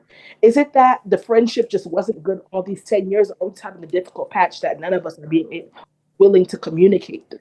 But There isn't has that to be what some our type of parents did? involvement. Your friendship has to stand the test of time. And if we don't put effort into that, which I think is a bigger problem, not putting effort into the platonic relationships, I feel like for women that's dangerous because we end up overcompensating in our relationships. And we look around the room and it's like, damn, like who's gonna be there for you outside of your man, or your partner, Like you have to have relationships. But isn't that what our parents, based on what you've said, that's exactly what our parents did and said, because of 25 years, it's not shame, but I'm going to act accordingly with her. Yeah. So I know she steals from people, so she's not going to come to my house while my man's there. Like, Friend that steals is a liability. Or like, no, but like, she's not going to have dinner at my house because I don't know how she'll move my husband. So I know my friend, I'll put her in this box. I won't test her in this particular scenario. I'm not going to test her with my kids because she might make me my kids compete against each other, whatever it is. But I will act accordingly and I'll put them in certain boxes. But they're not in their entirety a bad human being. Yeah, exactly. But do you think at the cost of that, you lose out on communities? Do you guys, like how we had communities back in the days with our parents? I think most of the time it was church. But have we lost that actual, like, when they say third space, where somewhere you go as an outlet? It's not work. It's not, it's not work. What's the other one? I can't remember the other one. Damn. Church. No, the church would have been the third one. It's like home, work, and then a third space. Have we lost that third space where there's hundreds of people, but you've only got like 5 friends here, but there's a whole community of people that you go and see, or it might not be 100 people, but just another place you go to. But because we've cut people off, we'll say, okay, I only got this cluster of friends for that. I'll go to brunch with her. I'll go to the cinema with this one. I'll go to watch this live show with that one, kind of thing. And it's just individualistic clusters of people rather than a holistic community or institution. I think I prefer that, to be honest. I do, but you know what it is? Personally. I think also our understanding of the community that existed for our parents is somewhat flawed, because what we see as their community was their friends. It was people that they all came into this country at the same time or whatever. They weren't friends. They didn't like each went other to school. sometimes. No, but they didn't like each other. But then they went to like, as in their friends. I'm not talking about their real friends or good friends, but they were their friends, their associates. Okay, so And so and like they all came to this country at the same, like may have come to this country at the same time, or maybe went to school, or they know someone back home that knows this person, blah blah blah. So that's what we see as the community. But we assume that they were all very close and it was all healthy and stuff, but it isn't. So I feel like that's why I feel like having more targeted communities is more productive than that, because I know that like I've got friends who are my sisters. Like I've got, do you know what I mean? Like I've got different groups of community. I would rather have different groups of community than one massive one where I might feel lost in that. yeah. Do you know what I'm trying to say? I think you don't see me in its entirety. I fully get what you're saying. I think obviously we have to wrap up in a minute, right? But I think it does have a ripple effect on the community and institutions. You know what I'm saying? Like, for example, I don't know, I hear Esther talking about Pilates and yoga all the time. I join the class and then I fall out with Esther's friend. No, I got to leave. Now I got to leave. You know what I'm saying? Or Esther's got to leave. Yeah, you're You gonna know what start I'm saying? leaving things, man. See, one thing No, about but me. you get what I'm saying. One thing about me, if you think, I dated a guy that was on my route to the gym. You think I was going the long way? I drive past us every day. Like, I'm not, unless it's like completely uncomfortable for me, Also, you won't make leave. new friends. But you won't leave that particular institution then. No. But It has to that's- be but absolutely that's like good. oppressive to me for me to leave. that's But good that's a then. good thing then, because at least you're still seeing the good, and the good there Why am I is suffering? Because overweighing. you wanted to act a damn fool. So you wouldn't leave but- if you wouldn't leave your church. It depends on who it was. So you wouldn't leave, Well, my pastor can piss me off. and you'll still stay. Oh, would I preach? What if your He's not a pastor? preacher. Sunday, you go If to the everyone, third service. if the thing where it's everyone takes sides, my past, and then everyone's turning on me, that's different. Now okay. that's not a place I can be in. But I mean, I typically don't stay in places that trigger me anyway. However, though, You're if not it's gonna one leave a good person thing. in a pool, Yeah. excuse me, what are we doing here? I'm Okay. not doing that. Okay, Because I'll have okay. nothing left. Because Yeah. there will always be one This is person it. in somewhere that pisses you off. But some people do I'm that not where leaving they for that. cut. They like, I'm gonna cut because you live in. Yeah, they must find other nice Pilates studios with great instructors. No, this instructor is great. But also, Well, I won't go Pilates anymore. I'm gonna start you doing know what something the thing else. is though, even though you may not leave, sometimes that fracture is enough to Absolutely. And to cause cause that, another yeah. fracture and another fracture and another fracture. Yeah. So you may just be gathered together wasting each other's time. There is So, that as you know what well. I'm saying? So you gathered there saying, I'm still going to go to church, but really you don't get You didn't hear the word. You think how you can punch in the back of the head? You know what I'm saying? So I think that also messes up things as well. And obviously, like you're pretty much kind of intimating, I think in every sort of institution, whether it's like a community thing, whether it's church, whether it's work, whether it's in the healthcare system, I think when people kind of have that approach where it's kind of, let me take care of myself. Oh, this elderly person is annoying to me that I can't keep them anymore. That puts a strain on this particular system. And so that kind of fractures. And then when I need it later, it's not there. I think all of us to some degree, obviously there's different degrees of this, right? Because certain people don't see a responsibility, see themselves as having a responsibility to the wider society. You know what I'm saying? But I think if we did, I think we'll be able to save a lot of the institutions that, like our parents, kind of held there. You know what I'm saying? And they relied upon, because when they left, they knew there was a group of Ghanaians who came and gathered here every week. There was a group of Yoruba people who came and, you know what I'm saying? Even if you didn't like this person and You that don't person. even like the religion. Some Even of if them you didn't, you know it what I'm saying? honest, but they still went. But there was still gain there, you know what I'm saying? And I think we're kind of throwing those things away because of different things, you know what I think mean? also as well that people see friendships as like that easy relationship that you shouldn't have to make that much of an effort Yeah. to have to keep. Yeah. And I think False. that's also kind of flawed, because you do have to make an effort with to everything. keep the friendship. Like the same way you Friendships would are put into the your hardest. relationship, your romantic relationship, you're gonna have to do that with your friend. But I think people just see that kind of like family as well. You just feel like we've been friends for so long, or we've been family, like I'm your sister, I'm your this, I'm your that, whatever. you should just love me and have that grace. And it's like, no, not on my watch. Yes. Friendships are intentional. Yes. Word. Thank you very much for that, Thanks, Stacey. Stacey. And thank you, Jackie. No Jackie, problem. this is a really good topic of the day. You're welcome. Thanks, girl. Ditto. All right. Let's get more headlines.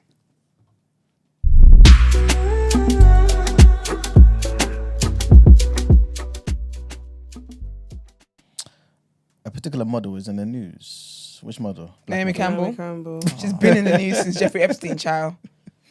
Well, she's been banned. She's having a hard day. She's Hard been year. banned Child. from being a charity trustee after a watchdog found that charity funds were spent on luxury hotels and spa treatments. So, a charity commission inquiry found Fashion for Relief was not passing on as much of the money raised as it was supposed to. Instead, it was being spent on cigarettes and security for Naomi Campbell Cigarettes is wild. and other unauthorized payments to one of her fellow charity trustees. Cigarettes is wild. That's crazy.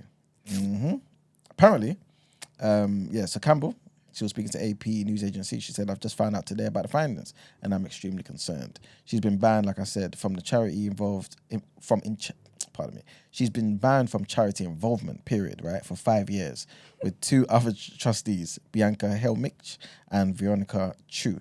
They've also been banned for 9 years and 4 years, respectively. Sorry, can I just add this fact into it? So basically, they found it in the 5-year period from 2016 that the charity Fashion for Relief, they raised just under 4.8 million pounds. Guess how much they paid to charities? Everyone guess really quickly. 480. Okay. 10%. I'm just guessing. Nah, $1 million. Okay. They paid out only 389,000. They were just What short of were they 100k because you know, I swear, no, because you're not legally obliged to spend. There's a percentage, there's a minimum threshold that you have to spend to the cause, but the rest of it can be done on expenses and admin. So what Yeah, they tried Naomi's to say done when they is took not out that the money extreme. for the events. Yeah, I need Girl, cigarettes. How can I function? And, Cigarettes? Yeah, how can I raise money if I'm not, relieving my stress and stuff? fact How that did I nah. get the 4.8 in the first place? Is it not my face? So I think it's different. Listen, No, I yeah. think they're just using her as a scapegoat. Honestly, First of all, I free need to know who a Naomi. dermatologist is because she's got good skin for someone Honestly, that I smokes. thought the same thing. She's got Was great it cigarettes for skin. her though? Was it No, outdated because for it's- her? Because Probably basically for- saying that it was things that they were spending the money on for her, her private chauffeurs and whatnot. Yeah, she needs to get to the events though. She's a public figure. That's so funny. Oh, man. Well, our next headline, Robert Jenrick. You know, guys know who Jenrick is. He's the guy who's trying to become the next leader, I believe, of the Tories. He has said that he will cut off aid from countries that do not take back people who fail in their asylum claims as part of a package of measures designed to bolster his anti-immigration reputation in the final stages of the Tory leadership race. The former immigration minister said that he will withdraw money and visas from countries who do not accept those who are rejected by the UK as part of a plan to increase the number of people being deported by 100,000 a year. The plan would also see asylum seekers from at least 3 new countries barred altogether. What are those? It doesn't say in this document. I'll get back to you. The announcement comes days before Tory members gather in Birmingham for the party's annual conference, at which Jenrick and his fellow leadership contenders will give speeches and answer questions in what is likely to be a key moment in the race. Jenrick said in a statement that illegal migration is placing intolerable pressure on our communities and the taxpayer, while the number of people here illegally has ballooned over the last 20 years. Deportations have plummeted. The government must stop other countries exploiting our generosity by imposing severe visa restrictions and restricting foreign aid to countries that do not take back their nationals here illegally. And our last headline takes us to Sudan, where the military has launched a new air offensive in its capital, Khartoum, as a cholera outbreak in the country continues to worsen. Airstrikes and drones rocked the city in the early hours of Thursday morning in a bid by the Sudanese military to take control of parts that were captured by the paramilitary Rapid Support Forces. 4 civilians were killed and 14 others were injured in the latest fighting in Khartoum's Karari district. A military spokesperson confirmed the operation was underway but declined to comment any further. At least 78 civilians have been killed by artillery shelling and airstrikes in Khartoum since the beginning of September. Sad, man. But yeah, that's it for our headlines. It's time to pay them bills. All right, let's get into some word on road.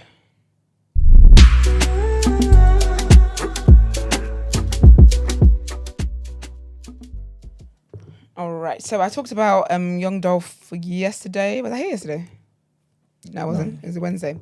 So basically, and the whole trial that's been going on, and how one of the alleged killers did it to get 100K to make it rain at his daughter's birthday party, and they only got paid $800. It's crazy, throwing his life away for that, and also alleging that it was Yo Gotti's brother that got him, that basically put the call out, whatever. Anyway, cut long story short, he found guilty, facing life in prison, and Young Dolph's partner, his fiance. Says today's verdict brings relief and restores my confidence in the justice system. On behalf of my children, my family, and myself, I would like to thank law enforcement, the prosecution, everyone involved for the diligent work. She says they're grateful for the public standing with them. She said the past 3 years, with the loss of her partner and the events and all that kind of stuff, been ridiculously frustrating. And yeah, this is their journey to getting full justice for him. So that's sad, but also good that, that's happened. So basically, Costco, Diddy's lawyer decided to put a statement out there talking about the whole baby oil situation. Talking about basically, it's not, what did he say? Something like it's not as it seems. And he says he bulk buys. He bulk buys. He said there's a Costco down the road and that he bulk buys like every other American does. Cut long story short, Costco has said, hey, excuse me. I don't live near you. Costco said, don't bring us into it. Furthermore, most importantly, we don't even sell baby oil. Shame. We don't sell baby oil. We don't. That's how you know you're a deviant, When Costco's like, first, don't you dare. Don't bring us into it. Don't you dare. Now, why am I in us? it? But yeah, spokesperson for Costco has basically called his lawyer. I said it's lies. They do not sell baby oil. They said they did not get it from us. And yeah, keep that in your mouth in it. Cut long story short. They can never make me hear Cardi B. I love Cardi so much. Or the hairstylist. I love Cardi so much. Basically, as I reported a while ago, Cardi and Offset have basically broken up. They have divorced. Everyone knows Offset as Offset the cheat. That man can cheat. Even men that have cheated before have never cheated like Offset before. Cut long story short, they're basically getting a divorce. I think they are divorced now, actually. So Cardi, what it appears to be is that Cardi, obviously, she's moving on now because she's a single woman now. They just recently had a baby as well, blah, blah, blah, blah. So, I don't know. I think he got wind that she might be talking to somebody or whatever the case might be. But you know how the story goes. Men that serve it can't take it. And then he literally decided to just start spiraling. But in all of this, really and truly, he collected shame. In my opinion, he collected shame on it. So basically, she went on Instagram Live and she basically said how, she basically just said that, basically Offset is out here talking about he's going to take her for everything she's got. You're not even shy. Anyway, he's going to take her for everything that she's got. And she said it's basically because when you start giving other men attention and you start talking to other guys, all of a sudden now you're acting like, you're moving mad and whatever. And she was like, this is nonsense, blah, blah, blah, blah, blah. But she was like, how your friends and your ops and whatever else are in my DMs constantly. But she's like, I'm not gonna mess with them. Not for anything other than the fact that I carry myself with respect. I don't need to be messing with your ops to do all of that shit. And she was basically like how also he was calling her over the weekend, like blowing up her phone. She had to block him. So she blocked him. He was calling her over the weekend, called her mum or whatever. And then she was like how when they were on the phone one time and he was trying to get on FaceTime because he wanted to show her that he was around women. But she's like, I don't think you understand. Like, I don't care anymore. She's like, you've literally done absolutely everything that you can possibly do. I don't care. She was like, how she's like, talking about you're with women. She's like, yeah, but you're always with women. Like, all you've been doing is cheating. And she was like, how all he needs to do is just drink a bit of alcohol. I don't think, do you know what? Yeah. Having a partner that's not sexually disciplined is hell. This man just needs to drink a bit of alcohol and he's willing to have sex and he pays women $2,000 and he's just ready to just risk his family and whatever else. So she basically said that as well, blah, blah, blah. Then he was in the live, talking about, admit it, be truthful. You slept with somebody when you were pregnant, didn't you? So then she went on Twitter and she tweeted and did 3 exclamation points. And then So she's saying, yeah. She said, yeah. While she's pregnant, yeah? Yeah, what's happening? He was having sex with you when she was pregnant. But the baby's... Don't matter. Did they get in touch with the baby? No, but Nah, You might get shot in the head. Them out. Because the thing is that women are more horny when they're pregnant. So if you wanted to be a good partner, you should have been there. But anyway, I don't think she would have wanted that community dick anyway. But anyways, so she said that I don't think she did, to be honest with you, because Cardi's like where Cardi was when she was first pregnant, she was still doing my man. I don't think she did. I think she just did it to just because basically, you know the Cardi the Love and Hip Hop Cardi? This is her. Who we're getting. This is who we're getting. So I'm loving this because that album is gonna be lit. So I feel like she just said that just To trigger. him because you're already triggered, you're really upset. I'm going to do that. But anyway, hear this, right? This man is all in the comments. And this is why whenever women talk about certain stuff and people want to be acting confused and there's truth to it. So he says, the fact that he put in comments, and he was like, on one of the blog pages, he was like, the fact you keep going shows you hurt, leave alone, blah, blah, blah, blah, blah. Anyway, he was like, we basically said, aren't we divorced or whatever? Then she says, coming from the same one that had to DM me all weekend, crashing out because he was blocked. Hurt because I was going to Paris, because she's currently in Paris doing Paris Fashion Week. She's sick as well. She said, he's that Offset is right. This is the last time she's ever going to talk about his lame ass. And then he goes, everybody can see I don't want you. Hear this here from my ex-husband. Everybody can see I don't want you. It's okay. I'm not talking about this no more. I'm not talking about all love. He said, you'll be calling me in a couple of months.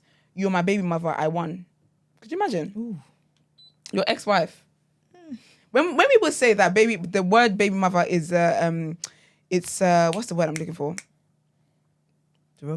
Derogatory term. People want to act confused. Anyway, they call it insecure. Because I'm not your baby mum, I'm your ex-wife. First of all, but now you want to reduce. Now you want to reduce me to that and just say what I get. He's like, because what do you mean you won? That's my thing. Is the one I won. He's like, I made your baby mum. I won. Yeah. Well done. Anyways, she then posted a screenshot of the text messages he was sending over the weekend. One of them is when she posted this, it said yesterday. So, and then she put in quotes, everybody can see I don't want you. She said, face ass boy, please. In the messages, he says to her, you don't want me. She said, not really. He says, okay, you want somebody else? She says, Offset, please. Then he goes, okay, I'll leave you alone. She said, please, have a good night. He goes, I just wanted to know. She aired it. Then he messages her saying, can I jack off with you on the phone? About you won.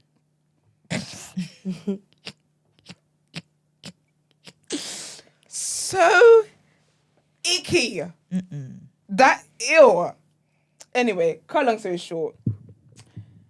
I think, do you know what I think it is? I feel like he's seen her, and she talked about it in her live, like how she basically just like she proper cared about him. Because when Cardi was like, she proper cared. Also, he tried to tweet about, Takeoff and his boys warned him. Have you seen the response from the brother? And his brother was like, first of all, Takeoff didn't say nothing. You leave him out of this shit. He's like, let him rest in peace. That's what killed me.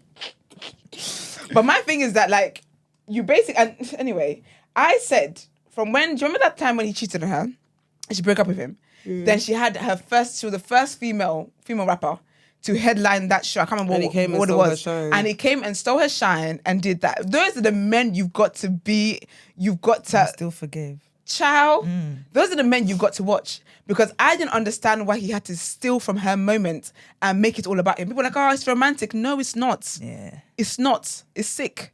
It's sick and twisted. And she was talking about how, like, basically, she was like, how she's like, he's insecure and he can't deal with like her level of success. And we heard Tiana Taylor say this about Iman Shumpert. Yeah. So I keep telling y'all, stop dating insecure men. Stop giving these men babies. That's the first thing. Stop giving these men babies who will see you as nothing but a baby mother. Mad. Absolutely mad. Both Tiana's a wife, ex-wife, isn't it? She's the ex-wife as well, yeah. But it's just crazy. But I think with Offset, I feel like he's definitely over his head, because she was also like, I think he's like, talking about, he's gonna expose, and she was like, expose. She's like, I'll expose myself first.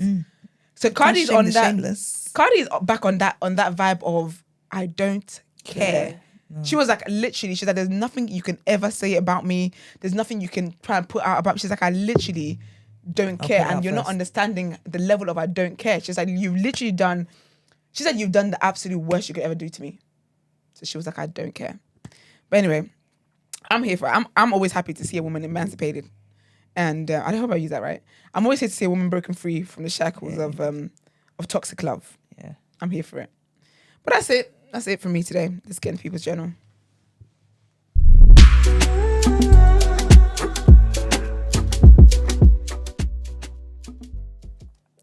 All right, people, welcome to the People's Journal, where I give you the news from an economics point of view. There's a few things to talk about, but I'm going to kind of get through them kind of quick. First thing is Daily Telegraph. There's an auction today, man. So there's a there's a deadline.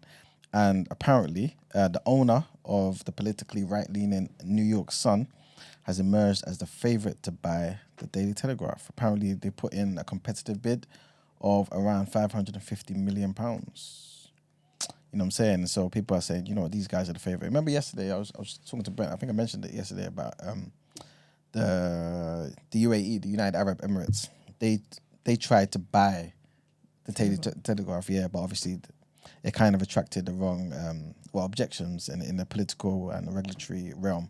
And so obviously it didn't look like they were going to be successful. Plus, it was just blocked by the government anyway. You know what I'm saying? So, yeah, this new person, who's a British-born guy by the name of David Effoun, he's basically one of the two bidders that actually attended the senior management presentations at the Telegraph to see if, this is something that's feasible, this, that, and the third. He's looking like the main front runner right now.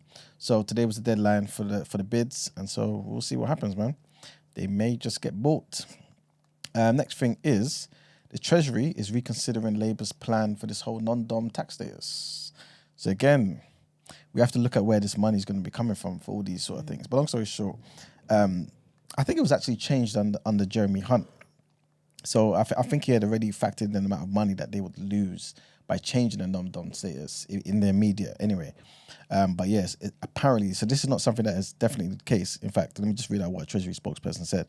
They said that these reports are speculation, not government policy. The OBR, the Independent Office for Budget Responsibility, will certify the costings of all measures announced at the budget in the usual way. So basically, there's no specific policy that's been put to the OBR as part of the whole budget process. But the officials at the Treasury are acknowledging that by scrapping the concessions that were made by the Tories might not raise the £1 billion that they think it would have raised initially. So long story short, yeah, they're looking into this to actually see if this is something that we can allow Labour to actually implement. You know what I'm saying? So that might be something that gets removed. Next thing I wanted to quickly talk about is the fact that UK banks is this new rule now. I think even when Clive was here, we briefly talked about how I think is it part of the FSCS, basically the whole compensation scheme. So if something happened to your money, up to 85,000, you're protected. That's basically what the whole scheme's about. So long story short, the UK banks now have to refund any fraud victims up to that amount, right? Which was always the case, but they have to do it within 5 days. Gina, what was that when Gina did them? You know what I'm saying? It was her that triggered it. You did it. Girl, Hopefully it doesn't happen again. Influencer. Gina made me do it. Love that for you, sis. Yeah, man. But yeah, most high street banks and payment companies. That's right. How can we all say Gina? We're all triggered, you know. What a time, boy. Listen, What a time. praying and fasting, child. But yeah, man. So obviously, as Gina's showed us, so it's a big up again. But basically, it's kind of like a voluntary sort of thing, right? But now, in a world first, these refunds have become mandatory, and this will start from the 7th of October. Do you think that would increase the amount of frauds that will actually potentially happen? Potentially, yeah. Because now they know that people get it back within 5 days. So it's like Quick. Yep. So yeah, there was an increase on what they wanted the maximum compensation to be, and this was 415,000, right? From 85. Yeah, that's what it was before, but basically the new cap has been set at 85, which will cover more than 99% of the claims of people who actually go forward and say, look, I've had some fraud on my account anyway. So yeah, that's what they're basically saying. Next thing I wanted to mention briefly is just that the IMF has approved another loan, man. This time it's not an African country, but I'm pretty sure there'll be another one asking for money. But this time it's for Pakistan. So the country is due to receive the first $1 billion dollars of the loan. In total, the overall loan that was approved is $7 billion. For what? Boy, well, they're just saying they ain't got no money, man. Damn. And Pakistan, just for context, they have taken more than 20 loans from the IMF so far. This is since 1958, though. Oh, right? okay, I was going to say what's And currently, they are the 5th largest debtor. And so apparently, according to the IMF, they're saying that the new program will require sound policies and reforms to stabilize and help make the economy more resilient. Pakistan's pledged that it will be the last loan from the IMF. That's what they're saying. And yeah, man, as part of the deal though, Islamabad has agreed to a number of... I was about the dildo. I was like, what's the news about? Sorry. I was like, what are we talking about? What segment is this? Sorry. As part of the deal, though, No. right? Yeah. They agreed to a number of unpopular measures, apparently, including increasing the amount of tax that they actually collect from people and from businesses. So this is why I guess the IMF allowed them to do that, because obviously they want to guarantee to get the money back. So yeah, they've had to make the government do this. This is why, guys, we have to understand the link, the horrible relationship between the IMF and African nations. This is why we don't grow. You know what I'm saying? These are some of the things that's put in place to ensure that they get the money, but also, you know what I'm saying, forever in debt. It's horrible. How much did Ghana take recently? Was it 3 billion, right? Was it early this year or last year? I can't remember actually. Last year? I think so. Yeah, you see what I'm saying? So these are the sort of things that they will require of these 7's a governments. lot. It's a lot. It's a hell of a lot. So yeah, man, unfortunately, that Pakistan has relied on IMF loans to meet its needs for decades, and they've continued to struggle after years of financial mismanagement. If you've got leaders that are going to continue to make poor decisions, you're going to continue to need more money, continue to go to the IMF and continue to be in debt. You know what I'm saying? At some point, of course, we know why, long term, why these things have occurred. Imperialism, colonialism, all these things have happened for eons. There's countless books out there you can read on it. But still, we have to have better leaders, man. Better leaders. Next thing I wanted to mention is, sadly not strictly economics, but it does tie into the next thing, which is based on this whole thing. This is about Benjamin Netanyahu, the Prime Minister of Israel. And he said that Israel will not stop its attacks on Hezbollah in Lebanon, despite the calls from France, despite the calls from the other allies, despite the calls from the US for an immediate 3-week ceasefire. So he's saying, okay, cool, I don't mind us talking about the so-called ceasefire that happened, but I'm still going to keep bombing Hezbollah. He's outwardly saying this, right? And in the airstrikes that happened on Thursday, 92 people were killed. But I mention all of that just to say that in Israel right now, there are groups, there are unions, 10 trade unions who have accused Israel of breaching international labor law. So we already know about the international law that many people are saying they breached, but the labor laws too, they've also breached because they've been holding back pay and benefits from more than 200,000 Palestinian workers since October 7th. Damn. So the people that weren't responsible for the bombing, that are just working, they've said, I'm not paying you because of Hamas. The benefits you gain, I'm not paying you because of Hamas. That's what's happening, man. And that is the last thing I wanted to talk about in the People's Journal. All right, let's get into the rotation.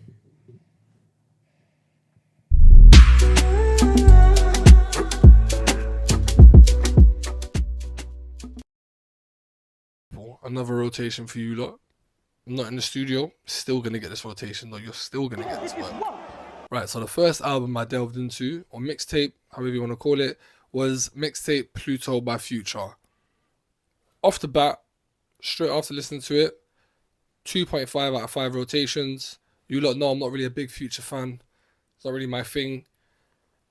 For anyone who does love Future though, I can imagine this bangs. For anyone who loves Future, this is more Future just doing what Future does.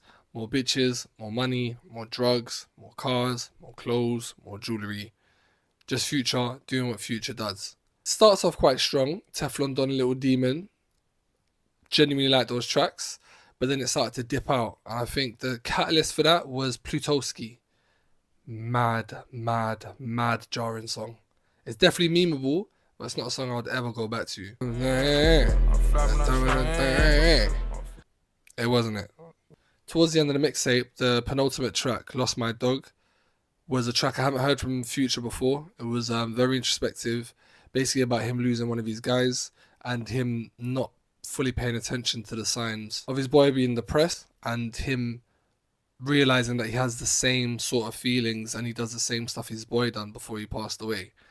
It was nice to hear an introspective Future. Again, it's my first time. If anyone knows any other tracks where he's done the same thing, let me know. I appreciate the track. It's not enough to carry the whole mixtape though, so that's why I'm sticking to my 2.5 out of 5 rotations. don't think I'll be going back to this mixtape anytime soon, to be honest. Next project we're going to delve into is Jazz Caris's debut album, Safe Flight. South London's very own Jazz Caris finally debuted her album. It has had a lot of hype around it. I'll start off with my rating and then go forward, innit? Upon first listen, I give this album a 2.5 out of 5 rotations. The reason being is it's a good R&B album. It's just not spectacular. And it's very, very surface level. I feel like I didn't learn anything about jazz in this album. If you like R&B, for R&B's sake, this one's definitely for you. Personally, didn't have much in it for me that I'll go back to. Sunset Boulevard was nice. Tequila's nice. It was Brent's pick for Put You On a while ago. Just long story short, it wasn't an album for me. It's very American. And I think I would have preferred an album that was a lot more London. I feel like a lot of the optics and aesthetic of the album was very, very America. I don't blame her. First person that comes to mind that done it and successfully broke America was obviously LMA, if we're talking more recent times. And it's worked out for LMA. As Jazz's first album, I was expecting a lot more. Maybe that's my fault. Maybe I shouldn't have. Maybe I should have just not gone into it with any expectations and just kind of rolled with the flow. Unfortunately, I didn't, because I really like some of her older stuff, and with this being her debut album, I'm sure loads of money were pumped into it, but I feel like I wanted more. I was left wanting more. The R&B fix that I wanted wasn't satiated by that album, unfortunately. But again, if you're into just R&B, then this is definitely one for you. Again, Sunset Boulevard's my top pick for the album. But all in all, again, 2.5 out of 5 rotation. Last but definitely not least is New Jersey's very own Orion Sun, Orion. Let me start off by saying this album gets 3.5 out of 5 rotations. This is our 4th album, and I can't lie to you lot, this was a breath of fresh air after listening to Future and Jazz Caris. A lot of vulnerability in this album.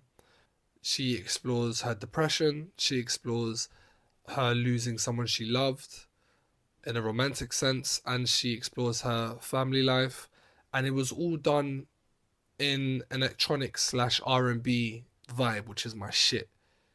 And it was all done with transparency and vulnerability. I know I keep on saying that word, but it means a lot, and it resonates with a lot more people if the artist is brave enough to play with sound, play with lyrics, play with songs, and just deliver a song that we haven't had before. And I think Orion definitely delivered with this. Sick is my favourite song. Angani is my favourite song.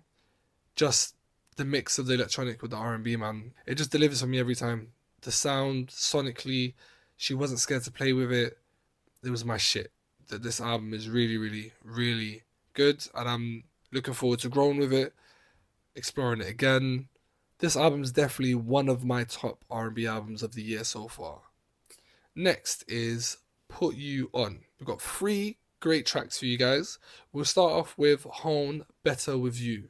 This song gets a 3 out of 5 rotations for me. To be honest, I'm surprised by this submission.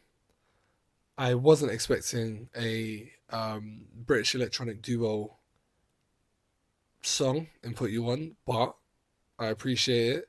It's an inoffensive song. Catchy chorus. If you're into electronic shit, this one's for you. The next song for Put You On is Maraza featuring Naxion Cross Tata. Pretty sure I butchered that name. The song gets a 3 out of 5 rotations. The South African artist Maraza is an artist, producer, rapper, singer, been making music for a long time. And this song in particular is from his latest album, Babies in April. Really nice song sonically. Unfortunately, I don't understand the words, but the beat alone, the rhythm, cadence, it's all enough to keep your head bobbing. Definitely give this one a spin. Last song for Put You On is Nas Stay. This song gets a 4 out of 5 rotations for me. No idea on the beat, and Nas, you can't go wrong. You got singing vocals in the background, Nas spitting what he spits usually. Proper song. Arguably, I'm sure E-Man will disagree with me, but arguably one of his best songs. The key knowers out there, you don't want to know that J. Cole also used the same beat. Stay. exact same producer. No ID gave it to J. Cole 2009. J. Cole fucked up, didn't pay for the beat. No ID shopped it around, and eventually it got into the hands of Nas for the Life is Good album in 2012. Now, a lot of people know that Sci-Hi, the Prince, and Big Crit dropped on the same beat.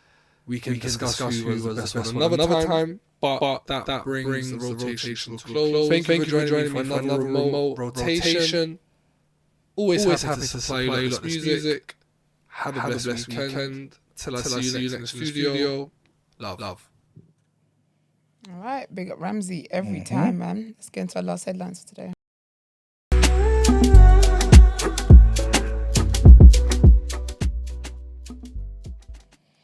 All right, people. So trigger warning on this one. Just a big warning. Big trigger warning, yeah. Multiple women have told the BBC Dr. Anne Coxon. Sorry.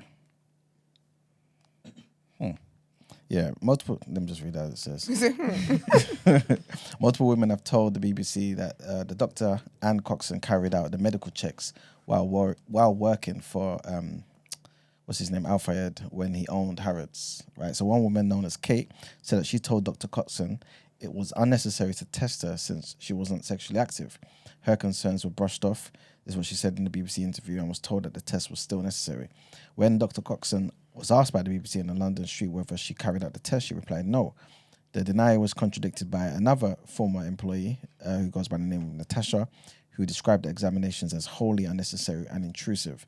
Dr. Coxon repeatedly said no comment when asked about her time working for the former Harrods boss. When asked if she regretted working for him, she said no. The doctor was one of at least two who are reported to have carried out the medical tests. Another, Wendy Snell, has since died. Next headline, and a man has been arrested over passengers saw an Islamophobic message flash up when they tried to use the free Wi-Fi at some of the biggest railway stations in the country. I believe I spoke about this a couple of days ago. British Transport Police said that the suspect is an employee of Global Reach Technology, which provides some Wi-Fi services to Network Rail. He has been arrested on suspicion of offences under the Computer Misuse Act 1990 and offences under the Malicious Communications Act 1988. No personal data is known to have been affected, is what the police have added. But Manchester, Piccadilly, Birmingham New Street, Edinburgh Waverley, Glasgow Central and 10 other stations in London were all affected by the suspected cyber attack on Wednesday evening. Passengers basically logged onto the Wi-Fi at the stations, and reportedly they saw a webpage which was titled "We Love You Europe." Underneath it was information that referred to terror attacks. The Wi-Fi system was quickly taken offline and police were called in to investigate. And the last headline takes us to Benin, where apparently banknotes were stuffed in suitcases totaling 1,500 million CFA francs to finance a coup in Benin. Right, so this is what was found. So this is according to the special prosecutor involved in the situation. The arrests of prominent personalities close to the regime was announced on Wednesday.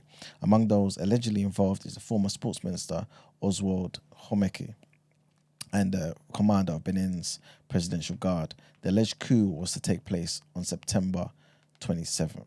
This is today. That was what was meant to happen. But yeah, man. The mastermind is allegedly Olivier Boko, a wealthy businessman and an ally of President Patrice Talon. Talon's mandate is set to expire in 2026. And that's it for our headlines. It's time to pay them bills. All right, let's get into the reaction.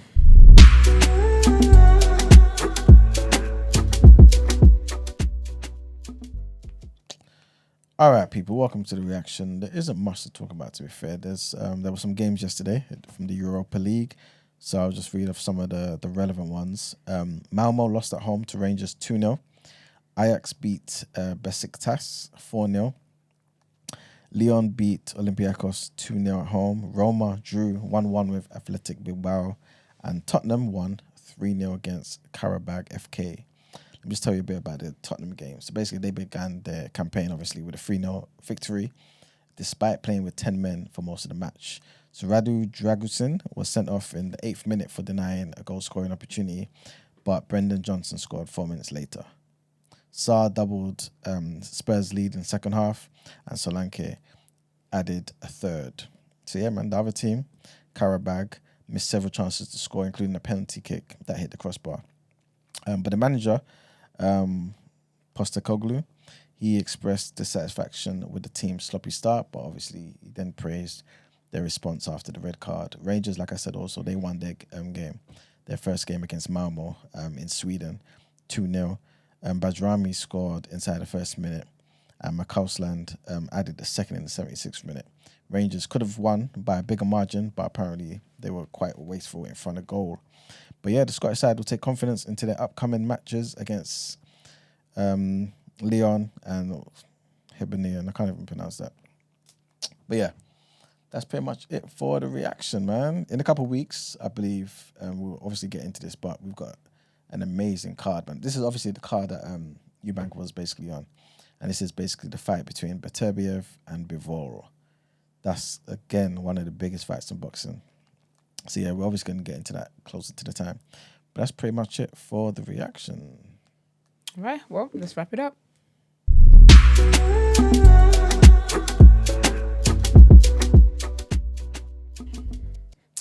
All right, people, welcome for tuning in. Welcome. What the hell did I What's say? that? Are you glitching? What's wrong Is with this you? the Everything intro? just- Or... Say welcome for tuning in. This is insane. We Freddie. They love us. Thank you for tuning in. Because there's more Ghanaians in the room for the first time than Nigerian. Outnumbered. Was Isn't it that a draw? 3-1? Isn't it a draw? Oh, Who are you what's that? claiming as the third? He is the third. This is what Esther was talking not about. Why are we draw. gatekeeping?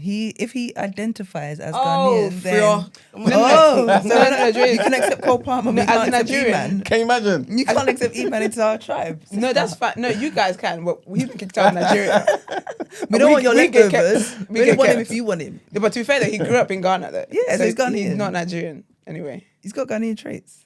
Yeah, he definitely does. Definitely, yeah. But You really give you're brother about Iman blood vibes. and DNA. Oh, shut Is up, what? man. Yes. You pick and Is choose. what? and it's- Is it me? No, it's not. That's debatable. Your blood has been diffused. Look how Esther started and now how she's finishing. No, but I started saying there was 3 Ghanaians in the room. Like, why No, it did started at everyone the ever beginning of think? the show when you were like, oh, I don't understand why we're gatekeeping, why we're this, Yeah, why that's we're different. that. No, when it comes to Emmanuel. Emmanuel will be gate kept.